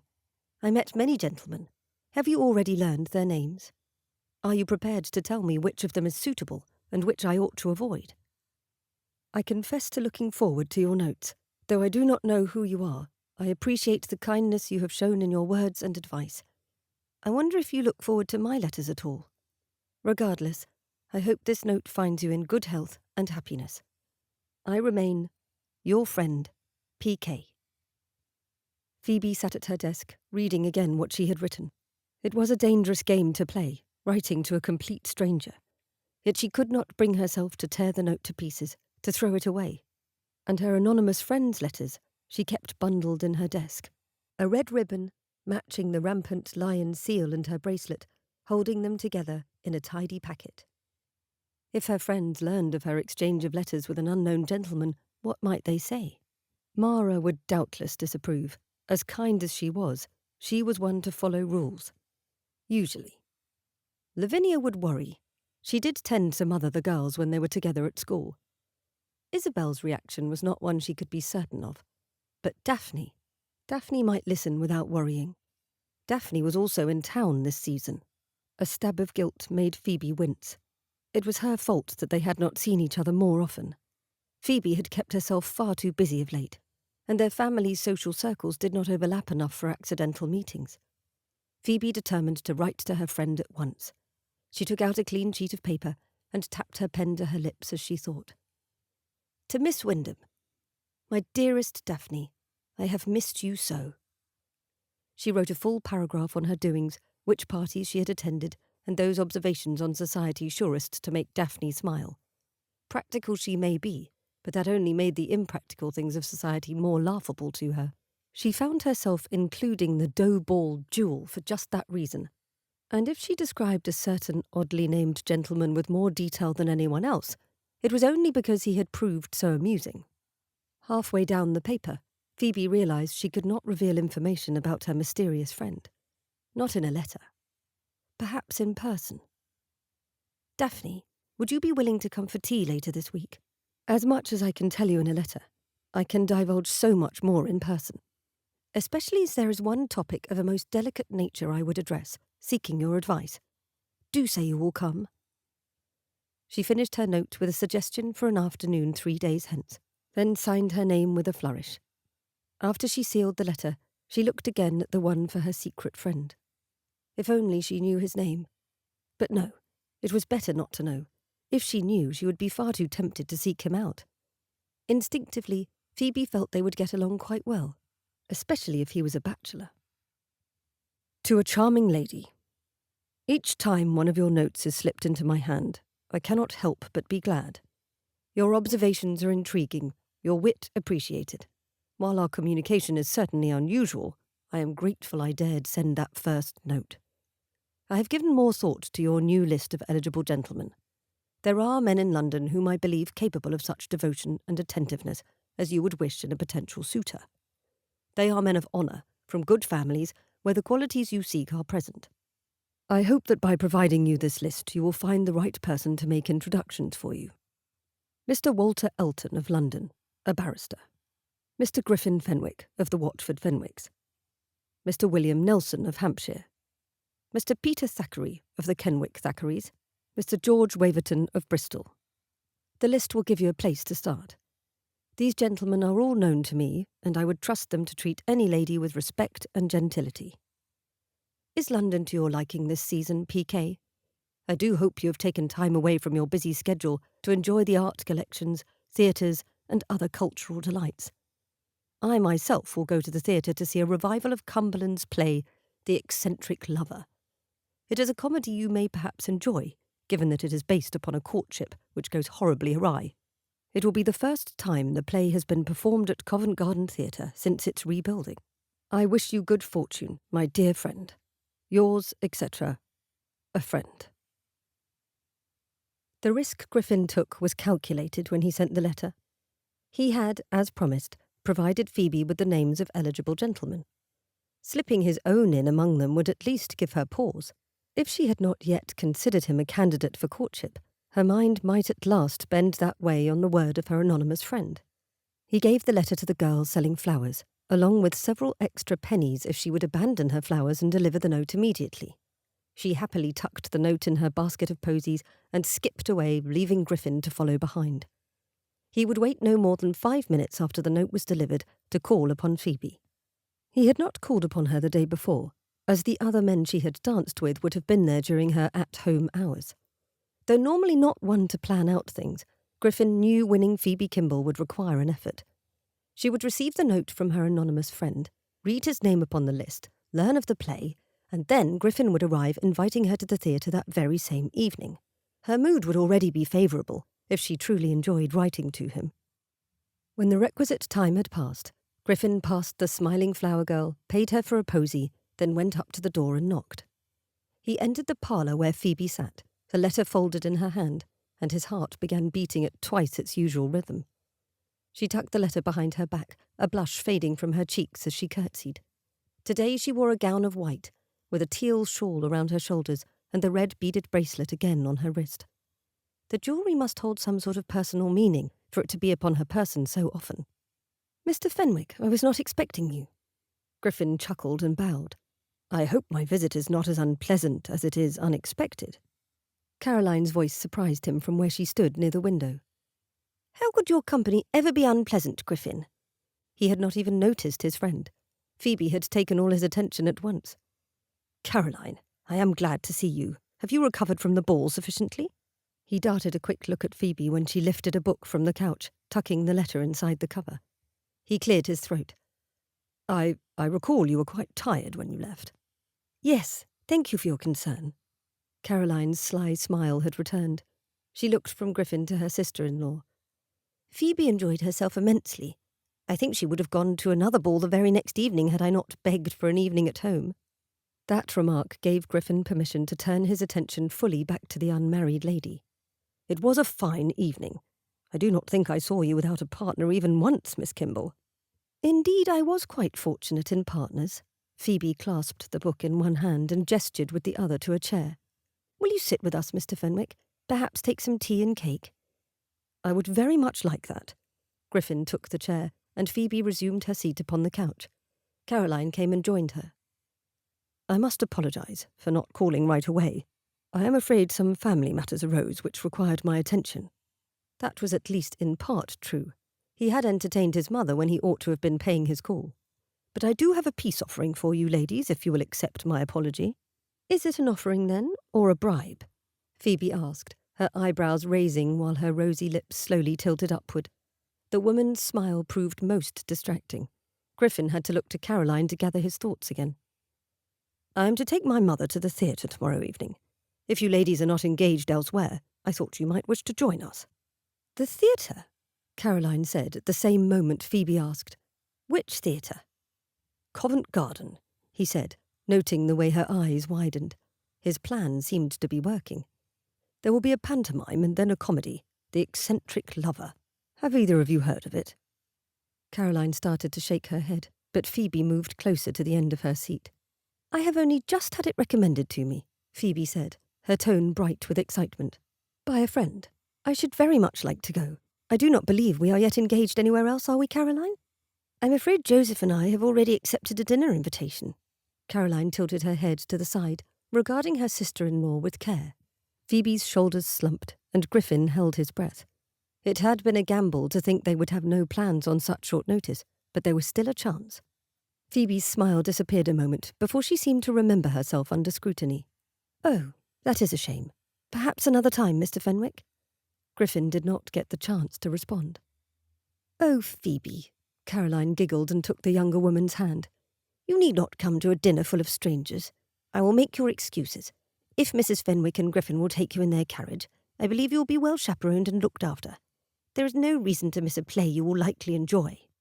Phoebe's warm brown eyes brightened, and she met Griffin's gaze with a most exuberant smile that caused his heart's tempo to pick up in speed. "I should very much like to attend with you, Mr. Fenwick, if you do not mind Caroline's absence." He did not mind in the slightest. "Then I will come here for you tomorrow evening, Miss Kimball." Tea arrived at that moment, and Caroline poured each of them a cup. They spoke of inconsequential things, of mutual friends, while Phoebe sat quietly nibbling upon a small cake. Strange, he had not thought her at all shy on previous occasions, but her mind may have turned to other matters, and Griffin had to hide his smile behind his cup when he saw Phoebe's hand reach for the book at her side. She laid her palm upon it, and a blush returned to her cheeks. Griffin took his leave with a feeling of lightness he had never experienced. Never before had he looked forward to an evening enough to wish the present time away. With his mother as chaperone, Griffin would sit next to Phoebe for an entire evening's entertainment. If he was very lucky, he would move to the top of her list of suitors before the play ended. Chapter 8. The Play is the Thing. To my friend, tonight I go to see the very play you have mentioned, and perhaps you will see me there. I am escorted by one of the gentlemen you named to me, Mr. Fenwick. He is acquainted with my sister-in-law and her family, so I have more than your reference to know he is a good man. But I do not believe he is a man with any interest in matrimony at present. Rather, I hope he will know the others you have presented. I find that I wonder if you and I are acquainted at all, sir. Perhaps you know my family. Though if that was so, why did you write to me a warning when you might have approached my brother? I confess that I am confused as to how you came to an awareness of my situation and interests. I understand why you must remain anonymous now, of course. We have exchanged enough letters to scandalize even the most lenient of chaperones. But would you give me a hint, even the very smallest hint, as to your identity? On my honour, I promise I have no wish to cause you shame or anything unpleasant. I am merely curious. Perhaps you will write to me after the play and tell me what you thought of the performance. I will happily share all my thoughts with you, my friend. I must send this letter on its way to you, and prepare for an evening of great enjoyment. Yours, etc., P.K. Phoebe checked the arrangement of her hair once more in the parlour mirror. Mr. Fenwick would arrive at any moment to escort her to Covent Garden. She had eaten dinner alone and early in her room. Caroline and Joseph had left hours earlier, before she had even finished dressing for the evening. She wore an amber cross and her bracelet, and red ribbons in her hair. Her gown was ivory with a red net overlay that would shimmer in the soft gaslight of the theatre. In her reticule she carried a red silk fan and Caroline's opera telescope. After smoothing her dress and checking again that she had all she needed, Phoebe paced from the window to the hearth. Her stomach felt rather full of loose feathers, tickling her until she could not sit still. What made her nervous she could not tell. There was the excitement of the play, of course. Perhaps in part it was due to the anticipation of an evening with a handsome gentleman, for Griffin was quite handsome, even if he was not a serious suitor. But the idea that her anonymous friend could be present, that she might see him and not even know, set her to fidgeting. But what if she did recognise him? Perhaps he would give her a secret sign, or come upon her in the theatre corridor, and she would simply know it was he. "The Fenwick carriage has arrived, Miss Kimball." The butler's pronouncement nearly made her leap out of her satin slippers. "Oh, thank you." She smiled shakily and went to the door, which opened at the same moment she stepped into the foyer. Griffin stepped inside, his customary grin in place until the moment he spied her. His grin faltered, his eyes grew wider, and Phoebe hastily put her hand upon her stomach to calm the dratted feathers. "Miss Kimball." He did not seem to know what else to say, and simply stared at her. Phoebe's cheeks warmed beneath his rather fierce gaze. "Mr. Fenwick, is your mother waiting for us in the carriage?" He jolted back into awareness, his smile appearing almost pasted on. "Yes, of course. Here, allow me." He took her shawl from the butler and held it out to assist her. "Thank you." Phoebe turned to allow him to lay it over her shoulders. Despite the layers of fabric between them, the warmth of his hands lingered a moment after he removed them from her arms. He cleared his throat, and when Phoebe looked up, she saw his good-natured grin had finally returned. "Shall we?" he asked, offering her his arm. "Yes, please." Phoebe walked out the door upon his arm, and her eyes went to the very fine vehicle waiting in the street. "My father decided to come as well," Griffin said, voice low. "Once he realised Caroline could not come, we have a box to ourselves, and he is not one to miss an evening in my mother's company if he can help it." Phoebe tilted her head up to look at Griffin's rather calm expression. He did not look as though he had just said something extraordinary. "Your father and mother enjoy one another's company that much?" Griffin chuckled. "They adore one another, Miss Kimball." He paused outside the carriage and took her hand to help her in. He gave her fingers a gentle press. "You will see." Phoebe entered the carriage and took her seat next to a woman of median age and a fine figure. The immediate welcome the woman gave, along with a warm smile, reminded Phoebe of Griffin at once. Mrs. Fenwick's tone was as playful as her son's. "At last we meet you, Miss Kimball. Griffin has mentioned you so often these last several days that I confess myself most curious about you." Griffin, who had barely sat down next to his father in the rear-facing seat, groaned. "Mother, you promised." "Oh, pooh!" His mother waved a hand at him. "Miss Kimball must know she is a lovely woman. I am certain she is used to the attention." Mrs. Fenwick gave Phoebe's hand a maternal pat. "Do not mind him, dear. Griffin is far too sensitive." A giggle escaped Phoebe's lips, and she looked at Griffin in time to see him appear surprised. Mr. Fenwick chuckled. "A pleasure to meet you, Miss Kimball. I do hope my wife and son will not drive you to distraction this evening. They both delight in teasing." Griffin and his mother immediately protested that statement, amusing Phoebe enough that she relaxed in their company. An evening with such company promised entertainment, even if the play proved unamusing.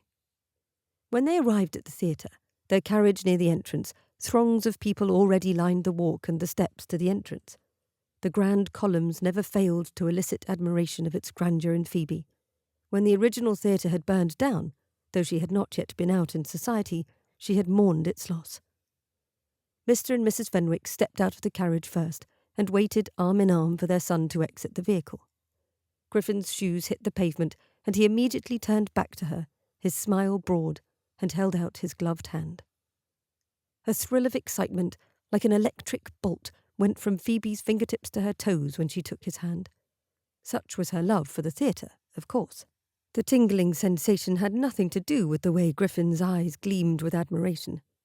Though not a great beauty, Phoebe had enough self-assurance to call herself pretty. But to be the object of a gentleman's favourable assessment was rather enjoyable. Come, we need to get to our box." Mr. Fenwick led them forward with his head held high. He had to be nearing 60 years old, but he stood at the same height as his son. "He is a spry old chap," Griffin murmured in her ear, as though he had read her thoughts. "I think the rest of us are lucky to keep up with him." Phoebe's mind turned to her father, home at their country house tending to her mother. "You are fortunate to have parents in such good health that they actively seek an evening out with each other, and with you." Griffin chuckled, a low sound she found she rather liked. "Come now, Miss Kimball. While I admit that they would both do very well on their own this evening, we will not pretend they are here for my sake at all. They both wished to meet you." Her cheeks warmed and her stomach tightened into a knot. "Me? Oh dear, why would I matter?" They entered the theatre where the lights blazed in wall sconces and a chandelier. It was louder inside, with people calling to one another, and an excited hum grew into rumblings. The noise necessitated that Griffin draw closer, leaning down that she felt his warm breath upon her neck when he spoke. "Meeting you is rather important to them, given that I have never before extended an invitation for a lady to accompany us to the theatre." She had to protest. It simply would not do that she interpret his remark as anything of importance. "You invited Caroline?" "Only as an excuse to invite you, Miss Kimball." Phoebe turned quickly to look at him, to measure the truth in his words. At the same moment someone bumped him from behind. Griffin moved forward, and their noses collided. Phoebe yelped and immediately put a hand to her stinging nose, while Griffin straightened and barked a protest at whoever had come up behind him. Then he had her arm and pulled her along to the steps, but rather than go up as his parents had, he took her to the side where a lamp glowed in a wall sconce. He turned her toward the lamp, then his gloved fingers skimmed against her jaw, coaxing her to tip her face up toward him in the light. He was studying her nose. "Are you hurt, Miss Kimball?" He had to stand close to do so, his stare rather intense, with his eyebrows drawn down sharply and his lips pressed tightly together. "It only stings a little." The unpleasant sensation had nearly entirely gone. Never had Phoebe seen Griffin without a smile upon his face. He perpetually showed good humour, even in surprise. But all it took was one moment of concern for a more solemn expression to appear. As handsome as Griffin was when he smiled, and as preferable as she found his wide grin to his frown, a more serious mien looked just as well upon him. He stared down at her, not moving away, and Phoebe thought he meant to come closer, and she could not remember why that would be a bad thing. Until someone laughed loudly, breaking whatever trance Phoebe and Griffin had fallen under. He blinked as rapidly as she when he stepped back, looking over his shoulder. No one appeared to see them, to give any heed to them at all. Everyone was moving into the theatre's entrances, back to the little corner Griffin had found to tend to her. Phoebe cleared her throat, then turned away from him. "We had better find your box. Your parents will wonder what became of us." At least they were in a public enough place that she need not worry about her reputation. "You are right, of course, Miss Kimball." He offered his arm again, and she took it, avoiding looking up into his eyes. For one wild moment, she had thought he might kiss her. While that ought to have disturbed, Phoebe found herself wondering instead if she would have liked it. The feathers returned to tickle her insides, and her cheeks warmed enough that she wished for a fan to cool them. Griffin's parents were already seated in 2 chairs, with 2 more in front of them closer to the rail. Phoebe took her seat slowly, listening as Griffin made their excuses. "We had a small mishap, but I see we have not missed so much as the pantomime." "Have you heard anything about this play, Miss Kimball?" Mrs. Fenwick asked, her tone cheerful. "I was fortunate enough to see it performed more than a decade ago. I'm most interested to see if it is as amusing as I remember." "The story is about several couples making a hash of courtship." Mr. Fenwick took his wife's hand as he spoke. "Of course we will enjoy it, for it all ends happily enough." Griffin at last sat down next to Phoebe. His smile returned to his lips. They were in a top box to the right of the stage and near the centre of the room. Phoebe removed her small telescope from her reticule, along with her fan, and put the items upon the empty chair on her other side. The lights flickered, and the people in the aisles of seats below quieted. Everything went quite dark. Griffin leaned close enough for his shoulder to brush hers. "Let me know if there's anything you require this evening, Miss Kimball. Anything at all." Phoebe did not have time to reply before the orchestra began to play. As the man dressed as a fool put on his brief pantomime act, Phoebe's thoughts tumbled about the way he tumbled across the stage. She had not thought, when she first laid eyes upon Griffin Fenwick in Hyde Park, that he could be more than a fool himself, performing foolish pranks and jests in front of society, thumbing his nose at propriety. Yet she could not think of any man of her acquaintance, save her relatives, who had treated her with such kind attentiveness. While his humour was not what she was used to, there was nothing inappropriate about it. Not really. He had never behaved as anything less than a gentleman when near her. For some reason, he spoke often enough about her to make his parents curious. To ask her to an evening at the theatre. It was enough to make her consider, to entertain the thoughts, that Griffin Fenwick considered courting her. The audience's laughter filled the theatre, and Phoebe forced a laugh as well. She laughed at herself. Griffin had proclaimed himself uninterested in marriage. She had heard it with her own ears. Her anonymous friend was wrong to put Griffin's name in his list. The only reason he showed her any consideration at all was due to his friendship with Caroline. Perhaps he still thought he must make up for his verbal blunder. Yet during the 3rd act of the play, after the intermission wherein she and Mrs. Fenwick laughed at the plights of the confused lovers, Griffin sat closer than before. He leaned down often to make observations about the characters that made her giggle most unbecomingly. He did not seem to mind. And at the very end of the play, for a very brief moment, his hand covered hers when the hero at last confessed himself in love with the heroine. Chapter 9. A Friend Indeed. To P.K. I did see you at the theatre.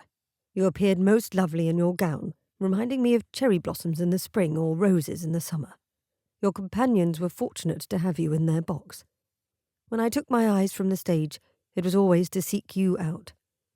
You seemed to have enjoyed the evening's entertainment, and I could not help but laugh when you laughed. What thought you of Sir Francis? I rather wished I had the ability to throttle the character. Eleanor deserved someone far less reticent in telling her how he loved her. But that is the way of it at times. Not everyone can wed someone deserving of their devotion. I find I must address your curiosity now.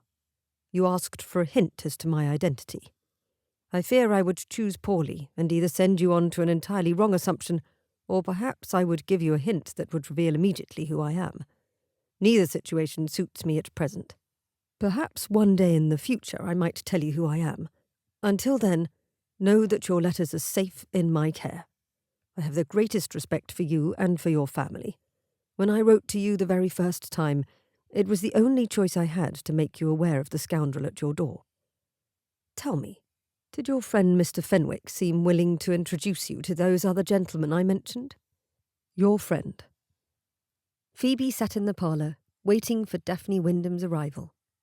Somehow, Daphne had contrived to come without her mother and only a maid for company.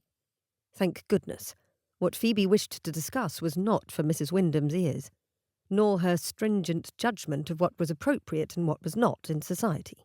Mrs. Wyndham was terrible about keeping secrets, especially when they might be of use to her. The latest letter written by her anonymous friend was in her sewing basket beneath the couch. She had already read through it several times, each time trying to puzzle out if there was any hidden meaning to any of the man's words. The first time she read it through, she blushed and smiled, feeling he paid her compliments and perhaps even flirted. Then she read it again and thought he pushed her toward Griffin. Another reading, and she had nearly convinced herself that the writer cared not at all for her, only for propriety. I am being nonsensical, she said aloud. No one would ever accuse you of that, Phoebe, except perhaps for those of us you convinced to swim in the pond at midnight. Daphne had arrived in the doorway without Phoebe realizing she had even entered the house. Phoebe rose and went to her friend, arms extended. Daphne, here you are at last. Oh, my dear, how are you? They embraced more like sisters than friends, and soon were upon the couch recounting the last week to each other. All the friends wrote fairly regularly, but with Daphne so near they had exchanged letters almost weekly. My parents are still trying to find a wealthy husband for me, but I'm not interested in a mercenary marriage. I'm still hoping for a love match. But things have grown a lot more complicated lately, what with... Her voice trailed away, and her eyes lost focus. A twist of worry made Phoebe lean forward. With what? Daphne shook her head, and a bright smile reappeared upon her face. Nothing. I am certain everything will come to rights in the end. Phoebe nearly pressed her, but Daphne continued speaking. Do tell me more about you, Phoebe. In your letter, you made it sound like there was something rather particular you wished to discuss. There is. Phoebe chewed her bottom lip a moment, carefully watching Daphne. Let us settle in with our refreshment first. She led the way into the room.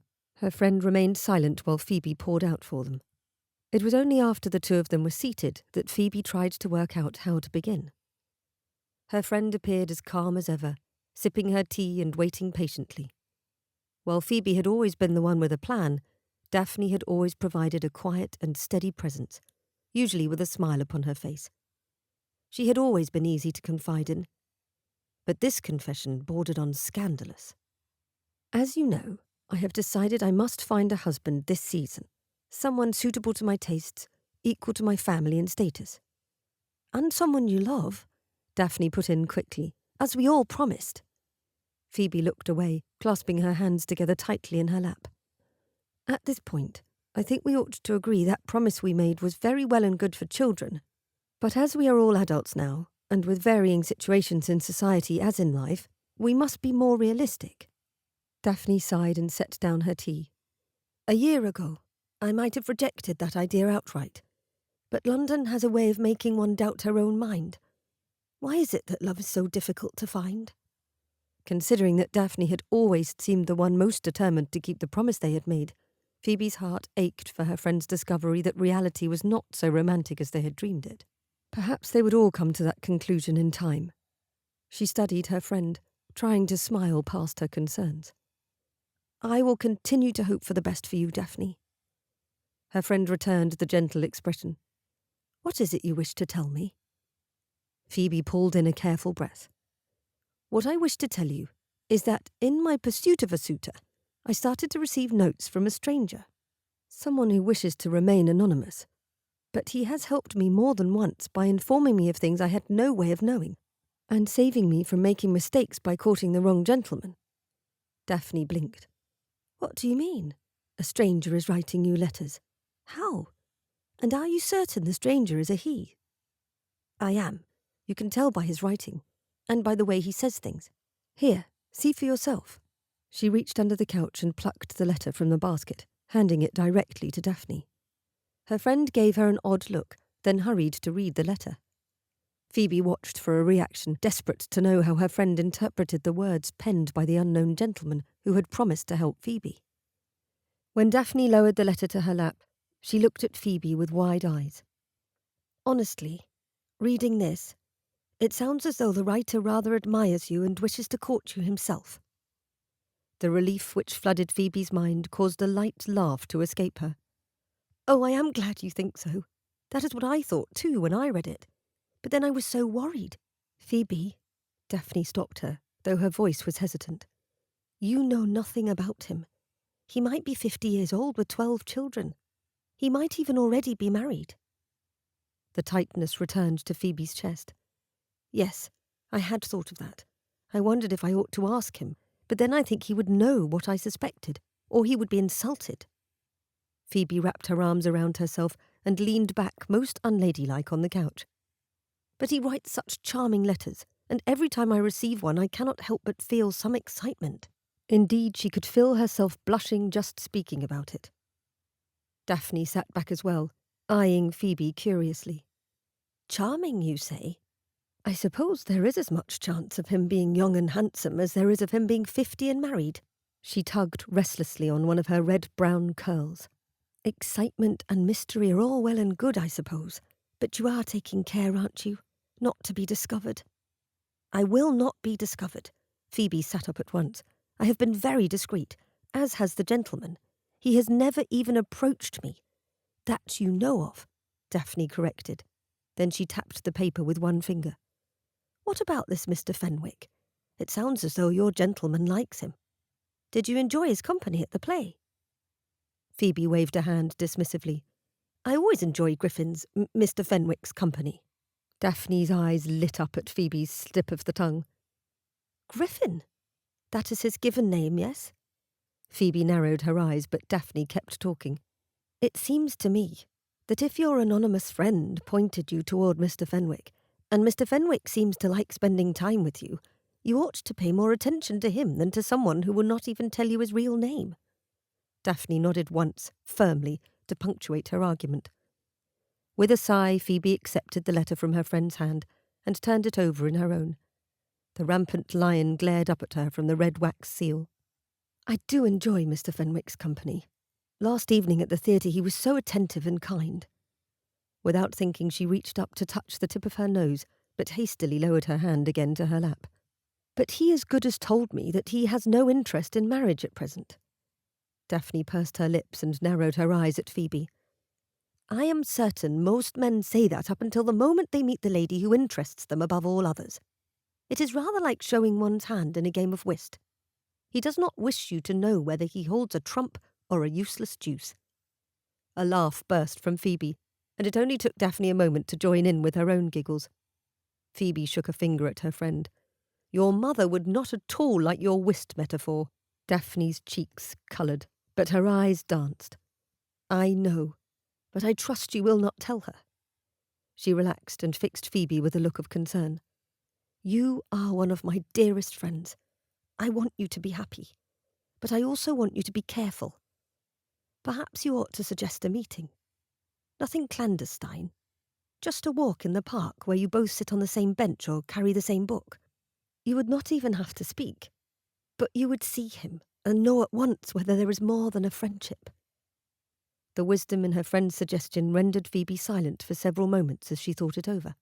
And, Daphne added with a crooked smile, perhaps give this Mr. Fenwick a chance, since he was so attentive and kind last evening.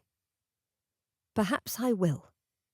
Phoebe turned the note in her hands over again, hiding the lion from sight. Now, I want to hear more about you. What plans have you this coming week? Perhaps we can contrive to attend the same parties for once. Chapter 10. Out of Sorts. Since the night of the play, Griffin had exchanged several notes with Phoebe. The first she had obviously written after their evening together, as it was full of her thoughts on the play and nothing else. She did not ask for more hints, which was a relief. But she also did not mention the name Griffin Fenwick again. He wrote a response, concluding his thoughts on the play, and then sharing thoughts on a book he had read. Of course, Griffin mentioned it in the anonymous letter because he had seen the book upon the table in her house when he had visited. It was the book she had put the anonymous letter inside, the second volume of a novel called Sense and Sensibility. They exchanged a note each on the subject of the book, Griffin smiling over every word she penned, before he finally went somewhat mad. Griffin needed to see Phoebe again, in person, and he had not been able to think of another excuse for arriving at her door, unless he finally admitted his interest in courtship. That would be the reasonable thing to do, he muttered to himself as he entered his family's townhouse. But making his interest known in such a way would put pressure on it, he well knew, and cause those with critical eyes to watch and wait and comment on the relationship. "Griffin, darling, is that you?" his mother called from the drawing-room. "Do come here, son, and tell me where you have been the last 2 days." Entering the room, Griffin saw his father seated in a chair with his feet on a stool. He looked over the book he was reading and smiled at his son. "Fair warning, all your mother really wants to know is whether you have seen Miss Kimball of late." Griffin's mother embraced him, then shook her finger at her husband. "Do not pretend I am the only one who is curious. You've been speaking of her as much as I have." Though it somewhat alarmed him to know his parents had speculated on his relationship with Phoebe, Griffin decided it would be better if he were merely amused. He fixed his grin upon his face, kissed his mother on the cheek, then flopped inelegantly into the chair near his father. "What do you think of Miss Kimball, father?" "Same as I did after the play. She is a lovely, lively young woman." Mr. Fenwick closed his book and took off his spectacles. "Ask me what I think of you, son." Raising his eyebrows, Griffin obeyed. "What do you think of me, father?" "I think," his father said slowly, drawing each word out with some severity, "that you have avoided us these 2 days past because you like Miss Kimball excessively." "I concur," Mrs. Fenwick said shortly. She walked to the mantel, hands clasped behind her back. "You have never shown such interest in a young lady before, Griffin." Shifting uncomfortably in his seat would give too much away. Instead, he tipped his head back and looked up at the ceiling. "Miss Kimball is lovely, I grant you. She has a lively mind, as you said. I find her to be intelligent and a witty conversationalist." "Then what keeps you from coming to know her better?" Mr. Fenwick asked, spectacles and book still in hand. "We raised you to recognize such things in others, so that you would seek out the companionship of friends and eventually a wife with those fine qualities." Griffin considered the plastered ceiling with a grimace. "I do not think she views me entirely favourably. I'm afraid our first introduction made me appear a fool, and I've hardly seen her since without there arising one problem or another. The theatre was my first successful interaction with her since we met." He swung his gaze down to his parents, his mother standing behind his father's chair. "I rather wish for that impression to settle upon her before I try again. And in the meantime, some cleverer chap will step in and—" His father's unhelpful pronouncement was interrupted when Mrs. Fenwick covered her husband's mouth with one hand. "Your father made inquiries," she said. "He quite likes what he has learned about the Kimballs." Mr. Fenwick took his wife's hand, kissed it, then moved it to rest upon his shoulder. "Your mother made inquiries too. We both like what she has learned about the young lady." Griffin looked from one parent's knowing smile to the other. "I suppose that is a good thing?" He did not like the way they stared at him, as though they had something else to share but thought it far too delicious at present. "But what is this? You've never pushed me, either of you, to take a wife. Why all the interest now?" "Because of your interest, obviously," his father said. His mother made a sound Griffin would never dare call a snort. "And because all our friends have grandchildren." Griffin's mouth popped open. "Grandchildren? That is putting the cart before the horse, is it not?" Husband and wife exchanged another look, then his mother sighed. "I was afraid we would encounter this reluctance. I forbid you to get our hopes up about a daughter-in-law, Griffin." "I have not, and that is why," she said, speaking over him. "I have invited Miss Kimball and her family to dinner this evening." Griffin nearly fell out of his chair. You have? Indeed. She smiled and lifted her chin. Be here at 7 this evening, please. We need you to decide if we should pin our hopes on this young woman or if we ought to settle in for an even longer wait. Griffin opened and closed his mouth several times. Then he finally laughed and rose from his chair. Mother, you are an angel. He crossed the room and kissed her cheek. Father, I will see you this evening. He shook his father's hand, then turned and went to the door. But Griffin, his mother called, you only just arrived. I have things to see to before tonight. Thank you, Mother. He left the house with a lighter heart. His mother had found a way for him to see Phoebe without forcing him to reveal his intentions. He made his way to Berkeley Square with the hope of finding another note waiting for him. To have the pleasure of a letter and Phoebe's company on the same evening would put him in the best of moods for days to come. To my friend, I have enjoyed our exchange of letters this past week. I am delighted to know you have read so many of my favourite novels. But lest you suspect I fill my head with nothing but modern fiction, I will promise you that I have enjoyed many a Shakespearean play and sonnet too. Of course, most of my reading is quite frivolous by scholarly standards. This evening I go to dinner with the Fenwick family. I know Mr. Griffin Fenwick is a favourite of yours from the list you gave me. Why is that? How well do you know him or any of the men on that list to recommend them? I confess I have not sought out anyone else you named. I find I would much rather come to know you more. You call yourself my friend, but how can that be when we are restricted to letter writing and nothing more? I have confided in one of my closest friends, a woman I have known since childhood, about our letters. She has given me the best of advice. I should like to see you. We need not meet in secret, or indeed speak a word to one another. I thought we might both go for a walk the day after tomorrow, in Hyde Park at noon.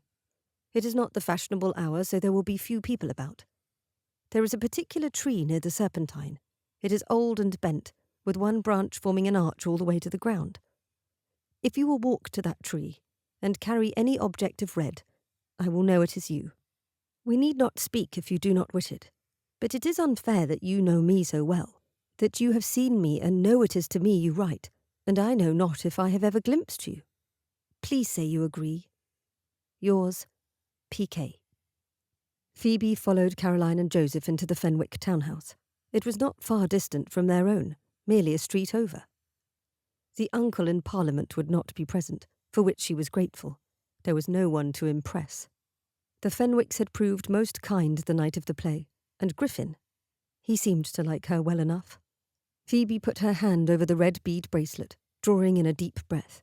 She wore an ivory gown and her blue-green shawl, a red ribbon in her hair, the only thing which matched her friend's bracelet.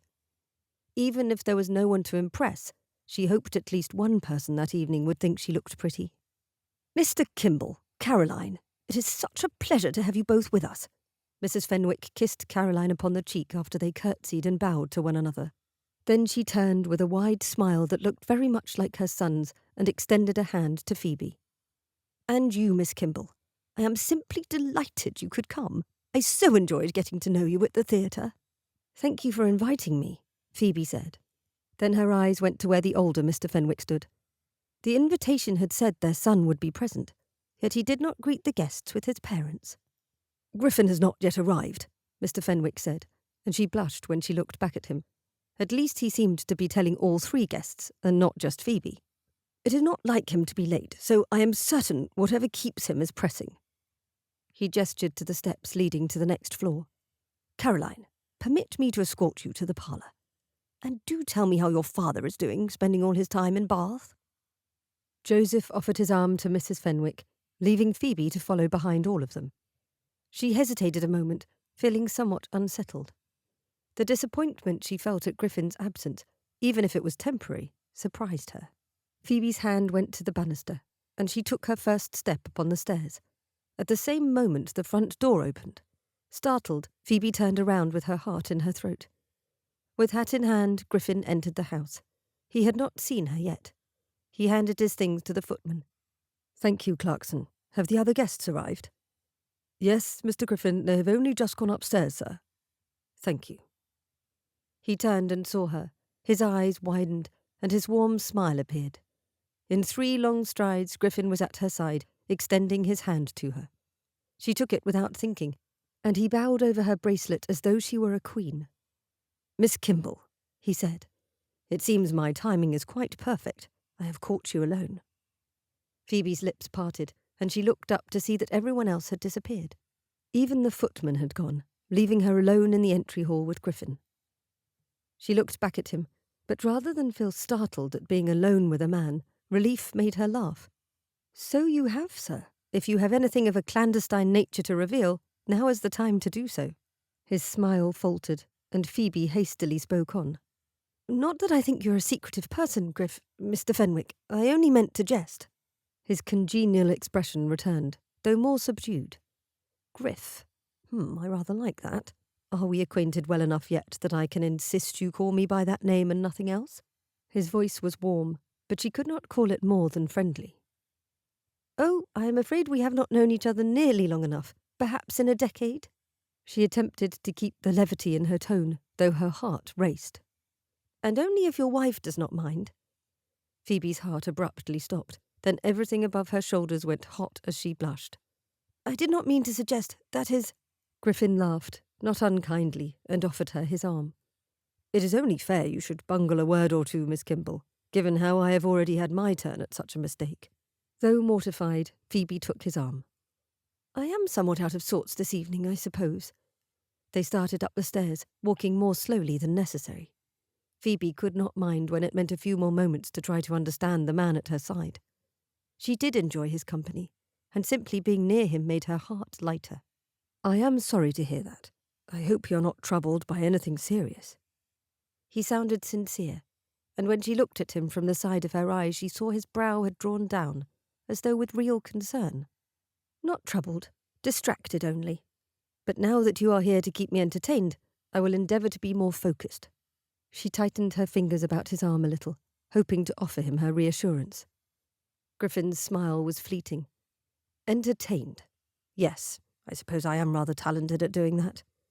They made the landing and went through the open doors to the parlour, before Phoebe could think what else to say to restore his cheer. "Ah, there is Miss Kimball. And look, she has found our missing son."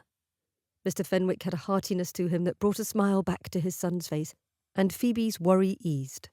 Perhaps Griffin had private matters distracting him, too. Chapter 11. Revealing Conversation. Though Griffin had looked forward to Phoebe's company all the day long, her letter had thrown him off balance. To see her thoughts affected enough that she stumbled over her words to him on the stair actually concerned him. While he had attempted to put himself forward as a suitor gradually, with more caution than he normally exercised in any part of his life, he had also managed to create his own rival. Given what Phoebe had said in her letter, and had implied in her desire to meet her friend at last, she had romantic interest in the anonymous writer. What would she do when she discovered they were one and the same man? "Mr. Kimball, I do hope you are treating our Caroline well. I must say she appears even happier now than when you last visited us in Essex." His mother smiled from her place at one end of the table, fondly taking in Caroline's blush and grin. "With good reason, Mrs. Fenwick," Joseph Kimball said, laying his hand upon his wife's. They sat most informally that evening, given the friendships between them. He had the same colouring as his sister, but quite a different structure. "Do tell them, my dear. I know you wish to do so." Caroline's blush deepened. Griffin chuckled. "Come, Caroline, we must know what brings you such joy." Perhaps they had purchased a town home of their own, or planned to host a ball, or— "We are increasing the size of our family by 1, Caroline said, her eyes glowing with joy. Fenwick's mother gasped and then raised her glass. "To my dearest Caroline Kimball, you will be a most excellent mother." Everyone raised their glasses, and after drinking to Caroline's health, Griffin's father added his own kind words. "Your mother and father must be very pleased. This will be their first grandchild by you, of course, but how many have your brothers and sisters produced by now?" Caroline laughed, but Griffin sunk back in his chair when his mother gave him a knowing glance. "There are 6 others to be cousins to our future child." Griffin turned to look at Phoebe, only to find her staring at him with a rather perplexed expression on her face. "Do you not like children, Mr. Fenwick?" she asked quietly. Dash it all, her list. He quickly recovered himself. I have a great fondness for them, actually. When Caroline's nieces and nephews descend upon their grandparents, who are my country neighbours, you will remember, I'm always quick to lead them in their games. I was only surprised just then. Caroline is younger than I am by 7 years. It is strange to think of her as a mother. Phoebe's eyes lightened. Ah, it is as I said before. You are a very old man, all of 28 years, even though you are unfortunate in the number of birthdays you have enjoyed. Griffin laughed at last, relieved that she would jest with him. When she teased, there was a spark in her eyes he rather loved. The way her lips tipped upward when she spoke quickly with wit drew him in too. The conversation shifted, and Phoebe rejoined it with gusto. Her dark curls brushed across her cheek on occasion, and Griffin's hand itched to brush them away so he might see her eyes better. The topic of conversation turned to books. I have only recently finished reading a novel by a lady author, Mrs. Fenwick said, and Griffin stiffened.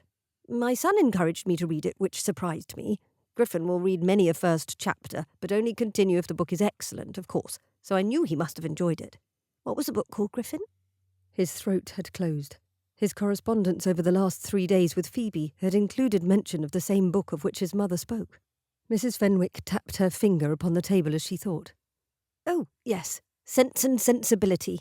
Isn't that a lovely title? Oh, I have read it too. I finished the last volume only last week. Phoebe turned to Griffin, her eyebrows high. What did you think of the book, Mr. Fenwick? You must have enjoyed it to recommend it to your mother. Trapped. He had utterly trapped himself. What opinions could he give that the anonymous letter writer had not already shared? He looked to his mother, but found that she watched him with a hopeful gleam in her eye. She wished for him to have this conversation with Phoebe on his own. His words came out strangled. I did enjoy it. Everyone at the table now stared at him, waiting for more. Why could not a servant drop a platter or something else distracting occur? A hurricane, perhaps? I found the plight of the sisters most compelling. And though I began the book with full sympathy for the younger sister, Marianne, at its end I had a great deal more respect for Eleanor. His father and Joseph Kimball stared at him as though he had just announced himself bound for the Americas. Reading a book written by a lady might not suit most men, but the writing had been quite good, and Phoebe had recommended it. He had wanted very much to know what she liked and why. Phoebe nodded, her gaze turning thoughtful. She must think it strange that he and her mysterious friend had read the same book. Or perhaps not. It had become a rather popular novel. When she looked at him again, her eyes studied him. I rather felt for Eleanor during the whole of the novel. As practical as she was, the plans she tried to make, it must have been difficult to have everyone about her constantly undoing her careful work. It is impossible to plan everything, though, he said. She lowered her chin and glanced away, her cheeks turning pink. So I am learning. She gave him such a look at that moment, her eyes warm and soft, her smile delicate and almost uncertain, that his heart twisted. He would give himself away if he lingered upon how she looked. His heart was hers for the taking. What else do you enjoy reading? Griffin asked, desperate to change the topic from the novel they had written about in their notes. They were at a dinner table with his family and hers.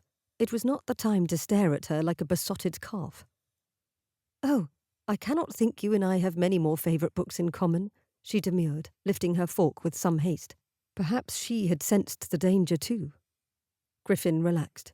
They both wished to leave the dangerous waters. The others at the table had continued on another topic of conversation, leaving the two of them to murmur quietly to each other. I imagine we might. Most of my reading is quite frivolous too. Phoebe's fork fell from her hand to clatter upon the plate, then slid completely off onto her lap. She yelped and jumped to her feet, but the food upon the fork had already made a streak of colour down her dress. Griffin rose, mouth agape. He realised too late what he had done. Her letter. Of course, most of my reading is quite frivolous by scholarly standards. He had thought on it and responded as though she had spoken the words to him, rather than written to the anonymous him. If she was not suspicious before, she certainly would be now. But perhaps not. Coincidences happened. His mother stood too, napkin in hand. Oh, dear girl. Here, let me help with that. Come right this way. She took Phoebe's arm and led her from the dining room, obviously to tidy her up.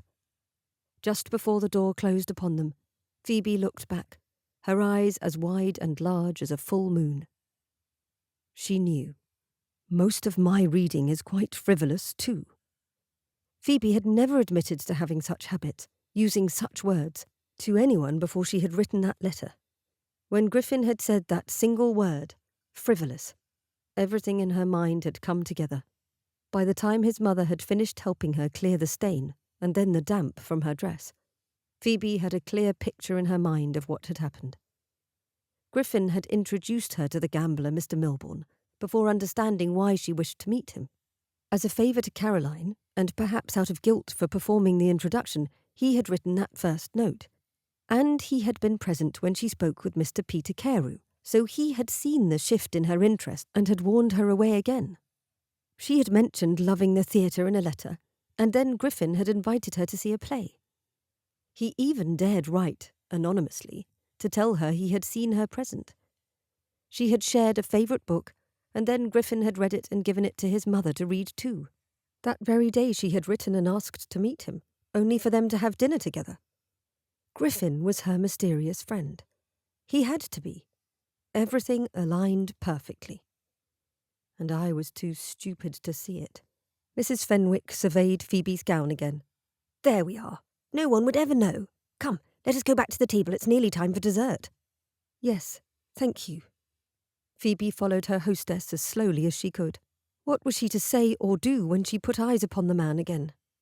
What had he been thinking, writing her so many letters, even putting forth his own name as a suitor? And to think she had been halfway in love with the letter writer, and certainly rather smitten by Griffin himself. When she entered the dining room, she immediately lowered her eyes. What if she looked at him and saw laughter in his eyes? He had to know she had discovered the secret at last. Surely he knew, and thought her a dull, foolish girl to have not realised it sooner. Perhaps he had even been laughing at her all along. Pressure at the back of her eyes indicated that tears would come on if she allowed it. But Phoebe pushed back the desire to cry. "Is everything all right, Phoebe?" Joseph asked, his brotherly concern not as comforting as usual. He knew nothing of her plight. He could not help her. Lowering herself into her seat, she looked across the table to her brother. "Yes, of course. Dear me, I do apologise for that interruption. I will not be so clumsy again." She would not look at Griffin. Not for £1,000 did she want to meet his gaze and read his thoughts in his eyes. They sat so near, if he wanted, he could lean over and touch her. Yet all she felt was his gaze upon her. The conversation resumed around her, and if anyone wondered at her silence, they likely thought it an effect of her embarrassment. She did not want to be right. If her charming friend with his witty letters that served to cheer her and distract her, and Griffin Fenwick, who acted foolish and sincere at different moments, were the same man, what did that say about him? What did that mean for her growing feelings toward, well, either of them? If Griffin had received her letter from that day, he knew of her desire to meet the letter writer. Phoebe winced when Mr. Fenwick spoke his son's name. "Griffin, were you not telling us about your plan to tour the old churches of London? It does not sound like an activity for one such as myself, but perhaps these young people might be interested in joining you." He looked pointedly in Phoebe's direction. "I do not intend to see them all at once," Griffin's pleasant tenor said from beside her, sounding as relaxed as ever. Oh, what a clever actor he was. "But I thought I would begin with All Hallows by the Tower. Situated that close to the oldest buildings in London, most of those I've talked to agree it is the oldest Christian church in the city." He shifted in his chair, but Phoebe refused to look at him. "Then St. Helens and St. Giles." "That sounds rather delightful." Caroline's eyes fairly glittered with excitement as she turned to Phoebe. "What do you think? Ought we to form part of Griffin's expedition? Exploring old churches would be a pleasant diversion after all the teas and parties. I know you prefer quiet to such noisy occasions." What was Phoebe supposed to say? The noisy occasions were where women found husbands. She needed them. But Caroline's expression, hopeful and sly at once, indicated she thought Griffin a suitable exchange for all the bachelors at musicals and salons. Phoebe looked to Joseph, her expression pleading. "I think it sounds like a most excellent undertaking. I will attend myself. Our family prefers small private gatherings to the more boisterous assemblies. Joseph had misinterpreted her look entirely, thinking she needed encouragement rather than a rescue. Miss Kimball? Oh no. Phoebe slowly turned toward him, bracing herself for his deceitful grin. Instead, she found his grey eyes darkening, pleading with her. His chin was tucked close to his chest, his eyes wide. When he spoke, she caught the slight rasp to his voice, though she doubted the others heard. Would you accompany me to All Hallows? If you enjoy the outing, you might help me plan the next. Phoebe lowered her head, uncertainty creeping over her like a chill. Of course, Mr. Fenwick. Name the day. She looked up at Caroline to find her sister-in-law with lips pressed flat and eyebrows drawn together. Lovely, she said, then abruptly turned to Mrs. Fenwick and changed the topic of conversation entirely. Griffin leaned close, voice low. Miss Kimball, if you will allow me to explain. Not now. She shivered and took up the new fork that had been placed on the table in her brief absence. She stabbed at a carrot, rather wishing she could stab at Griffin instead. Her humiliation was quite complete. The moment dinner finished, she pleaded a headache. Somehow she made it out the door without saying another word to Griffin, and avoided his gaze almost entirely. A man such as he, known for tricks and frivolity, could never have meant for their correspondence to mean as much as it had meant to her. Chapter 12. Botheration. Discarding one letter after another, Griffin did not sleep. With his parents' words of concern ringing in his ears, he left their home for his rented rooms in something of a daze. With one sentence, he had ruined all his own plans. Not that he had actually decided how to tell Phoebe he had been the one writing to her anonymously, but he had started working on a plan. Almost. Mostly he had at least started thinking about it. When Phoebe's letter arrived asking to meet, something cold and icy, and rather like dread, grew in his chest. Turf and thunder, he muttered, tearing yet another letter to pieces. Botheration. Truly the situation merited more colourful language, but Griffin had no desire to add to his sins, at present. Dawn crept into the room through the window, with him slumped in a chair before the embers of a fire. Cream-coloured balls of paper were scattered about the room or torn to bits and laying about like forgotten snowflakes. It shouldn't matter this much. He addressed his comment to his stockinged feet. He had kicked his shoes off and tossed his cravat over a chair at some point in the night. But the sheer panic with which he had written and scratched out an explanation for what he had done, for writing to her and then deceiving her, proved that he could not cast his worries aside. He needed to ask himself a different question entirely. Why does it matter this much? He had begun to consider courtship, and to consider what it might mean to enter into a formal commitment with Phoebe. But he'd hesitated in declaring such intentions. He had never courted anyone, because that meant making plans. Making plans hinted at a level of seriousness he had never felt quite prepared to accept. There would always be more time, another year, and plenty of women in England to consider. Except for the last fortnight, he had only thought of Phoebe. He had laughed over her letters, admired her determination, and found her irresistibly intelligent and beautiful. He wanted to be near her, to come to know her better.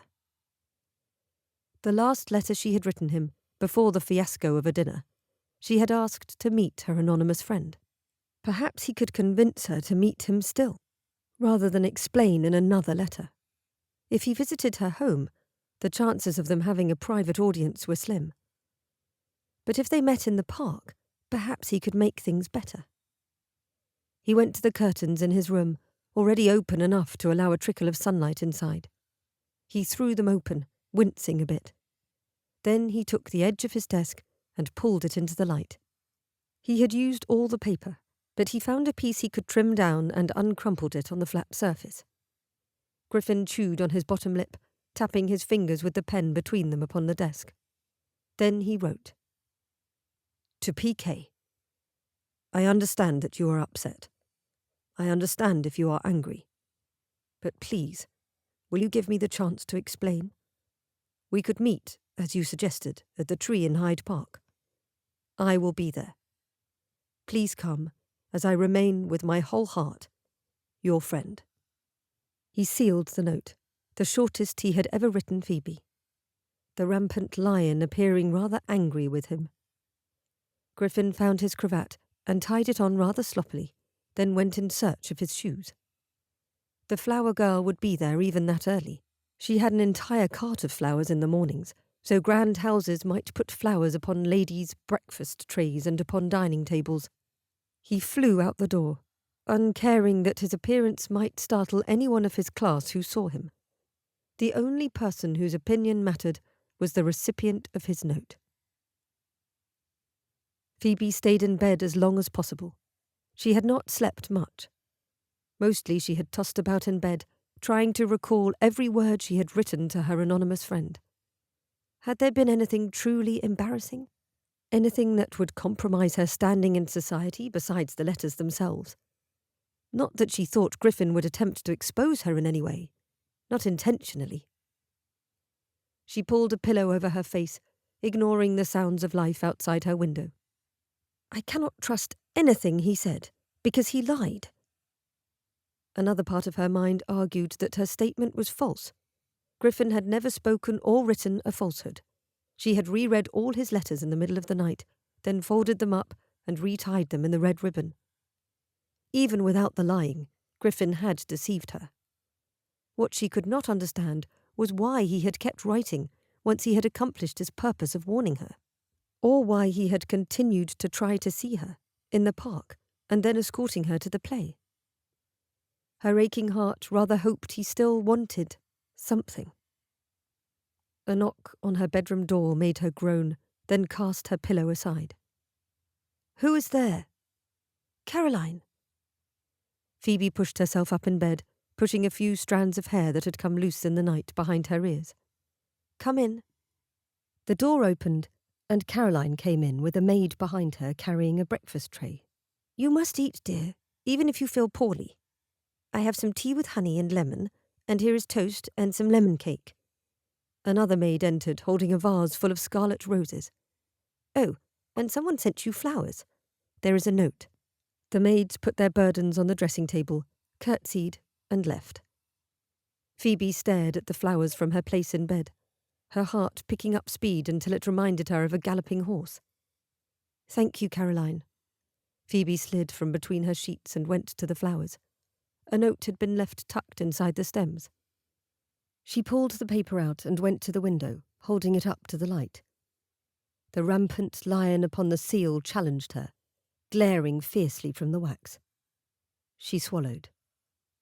It is kind of Griffin to send you flowers, Caroline said. Phoebe nearly dropped the letter, but instead pressed it to her racing heart and turned to her sister-in-law. How do you know it's from Mr. Fenwick? Caroline sat in Phoebe's chair near the hearth, tucking her legs behind her. The seal. His family has used that rampant lion for years. They have 2 statues like that, guarding the gate of their country estate. Phoebe swallowed, then opened the note. She read it over twice in just a few seconds. The brevity in his words gave away nothing. Yet she found herself relieved he had not attempted to explain, or make excuses, upon the paper. She folded it up and winced when she saw Caroline's expectant expression. He hopes I recover and that he will see me soon. Nothing else. Of course not. It would be inappropriate to say anything else. Caroline's eyes twinkled merrily. Although I have heard a rumour that there have been a few letters with this seal coming into the house before. Phoebe's cheeks blazed with heat. Then she went cold all over. Who said such a thing? She laughed, the sound weak and unconvincing to her own ears. Caroline's grin widened. Very loyal and honest servants. But never you fear, darling, I have nothing to say on the matter. I trust you. I have always known you to be practical. And Griffin is a gentleman, for all that he behaves ridiculously at times. Phoebe swallowed and nodded tightly. Thank you for not saying anything. I did sense that something was amiss between the 2 of you last evening. I do hope whatever happened will not cause a permanent wedge between you. He is a good friend of mine, do not forget. Caroline rose and her face went pale. If you will excuse me, I'm afraid my own breakfast has not entirely agreed with me. She put a hand over her abdomen. Actually, might I have one of your slices of toast to nibble on? Phoebe hastily picked up a square of bread and handed it to her sister-in-law. Thank you. Caroline took a small bite, forced a smile, and hastily left the room. As much as her sister-in-law wished to help, her delicate condition had rather limited her ability to do much of late, aside from rest and avoid becoming sick after every bite of food. The roses caught her eye, and she bent to inhale their lovely scent. Red roses. A rather intimate offering, even if there was a liberal scattering of white carnations with them. She considered the flowers, then the note. Did he deserve the chance to explain? Perhaps. But whether he did or not, Phoebe knew her own curiosity would drive her to be in the park the next day. She needed to hear what he had to say. Phoebe opened the small box upon her dressing table and drew out the red bead bracelet. Her friends might offer her advice, were they present. But there was no time to solicit it now. At least she had the bracelet, and the encouragement it represented. Daphne, Mara, Lavinia, and Isabel would all tell her the same thing. If she cared about Griffin Fenwick, and if there was any possibility that he had come to care for her, she had better meet with him. Her heart approved the plan. If only she did not have to wait an entire day to find out what Griffin had to say. Chapter 13. A Beginning. The head of the Serpentine was actually quite narrow, and properly called the Long Water, but hardly anyone took the time to remember that the lake boasted 2 different names for its different forms. Griffin arrived early, though he knew precisely which tree Phoebe had meant in her letter. She had not written to him after he sent the flowers or the note entreating her to meet him. What were the chances of her coming? Finding a chaperone to accompany her to the park, explaining why she wished to be present in the middle of the day rather than at the more conventional times, might prove difficult. The grey clouds above, while not precisely threatening, might keep her away too. Hyde Park was terribly deserted for such pleasant April weather. He paced beneath the tree branches for a time, before realising he only added to his agitation with each step. So instead, and without a care for who saw him, Griffin sat down on the grass directly beneath the arching limb.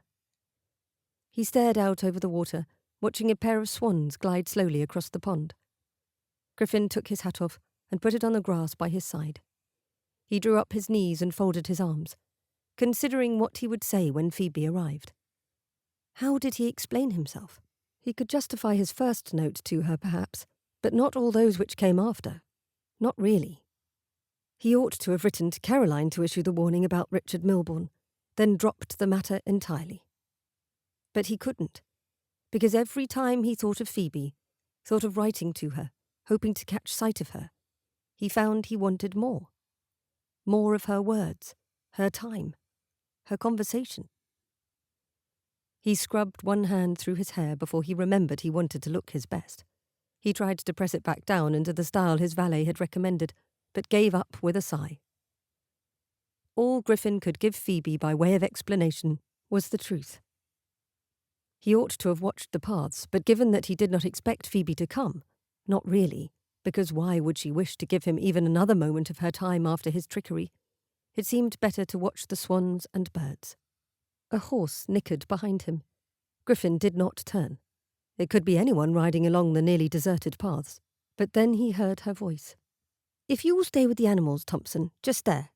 "Yes, I should like to take a moment and walk." "As you say, miss," a young male voice said. Griffin slowly rose to his feet, then turned to see Phoebe upon the path. A groom held 2 horses, and he made a point of not watching Phoebe approach Griffin.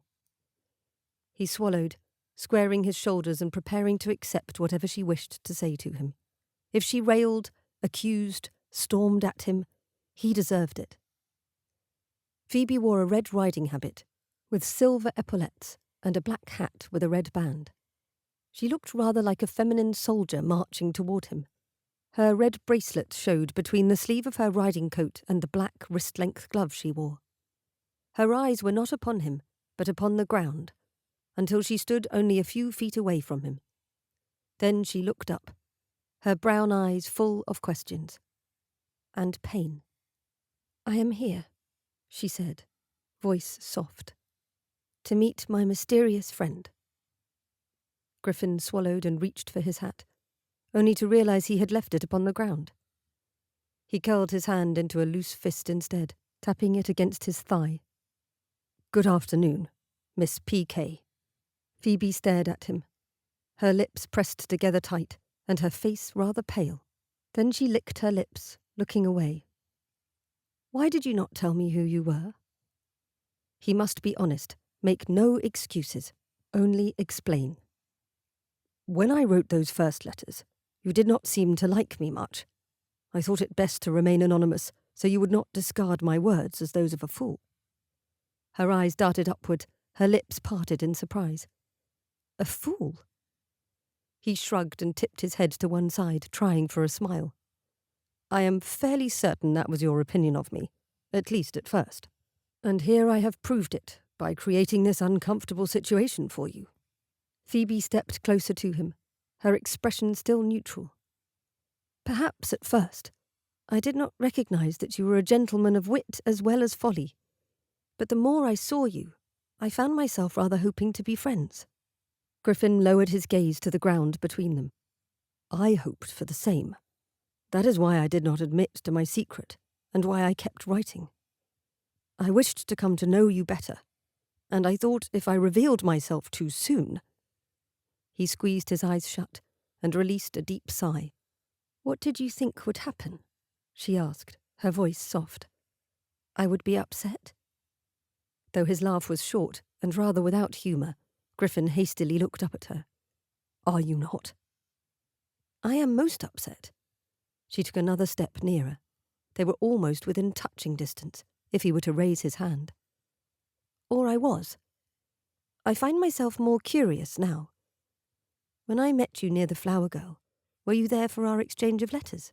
Her eyes were narrowed, her focus intent upon him. Curious was far better than angry, which was likely what he deserved. "That was why I was there, to leave a letter, or retrieve one. But I also hoped each time that I might be fortunate enough to meet you there." He wanted to close the remaining distance between them himself, but he rather doubted he should. Colour entered her cheeks, giving them a rosy hue he found charming. "And that list of eligible gentlemen you provided to me, you included your own name. Why? Did you mean to use your letters to persuade me to give the men a chance?" He swallowed, then nodded.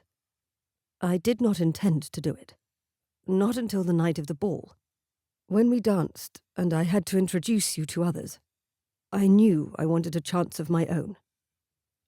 He lowered his gaze again, wondering exactly how pitiful he must sound to her. Phoebe moved closer, her riding boots coming into view. "What sort of chance, Griffin?" His head jerked up at her use of his given name, and then he saw it, a sparkle in her eyes. His heart lightened with hope. "A chance to come to know you, to court you." Finally he raised his hand toward her, palm up. "To see if, perhaps, we suit one another as well as I feel we must." She regarded his expression carefully, then looked down at his gloved hand.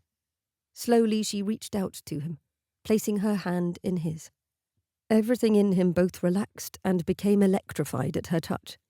He sensed her understanding, her forgiveness, and something more. Something quite beautiful. "I told a very close friend about you, about both my letter writer and you, Griffin Fenwick." She looked up at him from beneath the brim of her hat. "She said I ought to meet my anonymous friend. She said, in fact, that the moment I laid eyes upon him I would know if I could care for him. You see, your letters made me curious. Then they rather enchanted me." Griffin leaned closer, his eyes upon hers. "And, now that you have laid eyes upon me?" Her smile grew. She tipped her chin up bravely. "Griffin, I find I rather adore you. And if you do not ask to call upon me, if you do not seek my brother out and inquire after a courtship, I will be grievously disappointed." For a moment her eyes glimmered with worry. Griffin pulled in a sharp breath of air. "Phoebe, my dearest, most lovely friend, I rather intend to do more than court you. In fact, if you will permit me, I should rather like to kiss you." A grin burst upon her beautiful face. Phoebe stood upon her toes, tilting her face toward his. They met in what little space remained between them, heedless of anyone watching, and sealing their fate rather happily. Her lips were soft, sweet, and his free hand slid around her waist, pulling her closer. He had longed to kiss her since the night of the play. It was better than even his dreams. Everything felt warm and right, and Griffin knew in the instant their lips touched that he would spend the rest of his life craving Phoebe's kisses. When they parted, her hat tipped back rather perilously after their kiss, Griffin kept her close. "A courtship is all well and good, my love, but it will be terribly short." Her already pink cheeks darkened, and her eyes gleamed. "I find I do not mind that idea, my dearest friend." Then she laughed. "To think, I owe my present happiness to your horrid duel in the park." He joined in her laughter, and remained with her in the park, walking hand in hand, a rather confused groom walking several paces behind, until it began to rain. This has been Letters for Phoebe, Promise of Forever After, Book 1. Written by Sally Britton, narrated by Jessica Elisa Boyd. Copyright 2020 by Sally Britton. Production copyright by Sally Britton. Hi, this is Sally Britton, and this is my YouTube exclusive author's note for my novella, Letters for Phoebe. Novellas are notoriously short, which some readers find as a blessing and others view as a curse. It all comes down to one thing for the author. Did they tell a complete story? I feel like I did, though I could have happily spent many more hours writing and several more pages getting to know Griffin and Phoebe. You may have noticed a "you've got mail" vibe to the story. That was 100% intentional. I love that movie, as well as the original black and white film with Jimmy Stewart, Shop Around the Corner, which in turn was created and based on a short story by the same name. The idea of two people falling in love through letters while being enemies, or at least antagonists for each other, in real life is one of my favorite tropes. In this story, Phoebe is determined to find a husband, a suitable partner in life that checks all the boxes, and romance takes a second place to stability.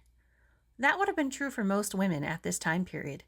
Finding an honorable and financially secure husband was way more important than someone with whom you shared your heart. Griffin is, obviously, not thinking along those lines. In fact, he's not thinking about marriage at all when they first meet. He's more interested in having a good time, enjoying life, being a complete oddball, in fact. I loved writing about their first meeting, when he's just taken part in a ridiculous duel, lobbing balls of dough at a friend in Hyde Park. And yes, things like that did happen. He's exactly what someone like Phoebe needs. Here's the fun behind-the-scenes bit. I get to tell you that Griffin's character is partly based on my husband's. That's right.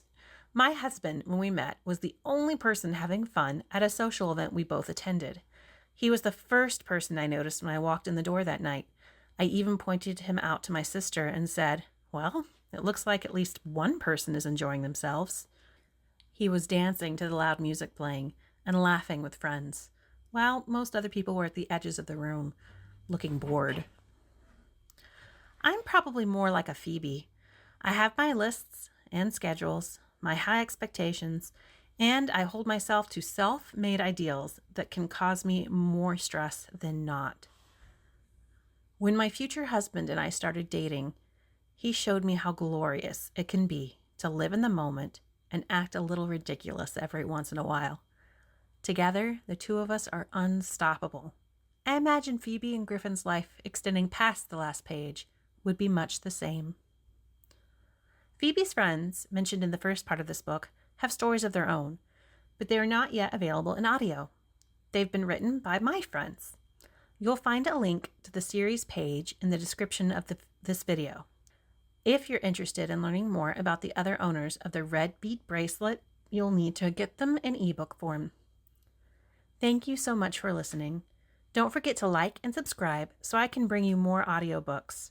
This is Sally Britton. Until next time.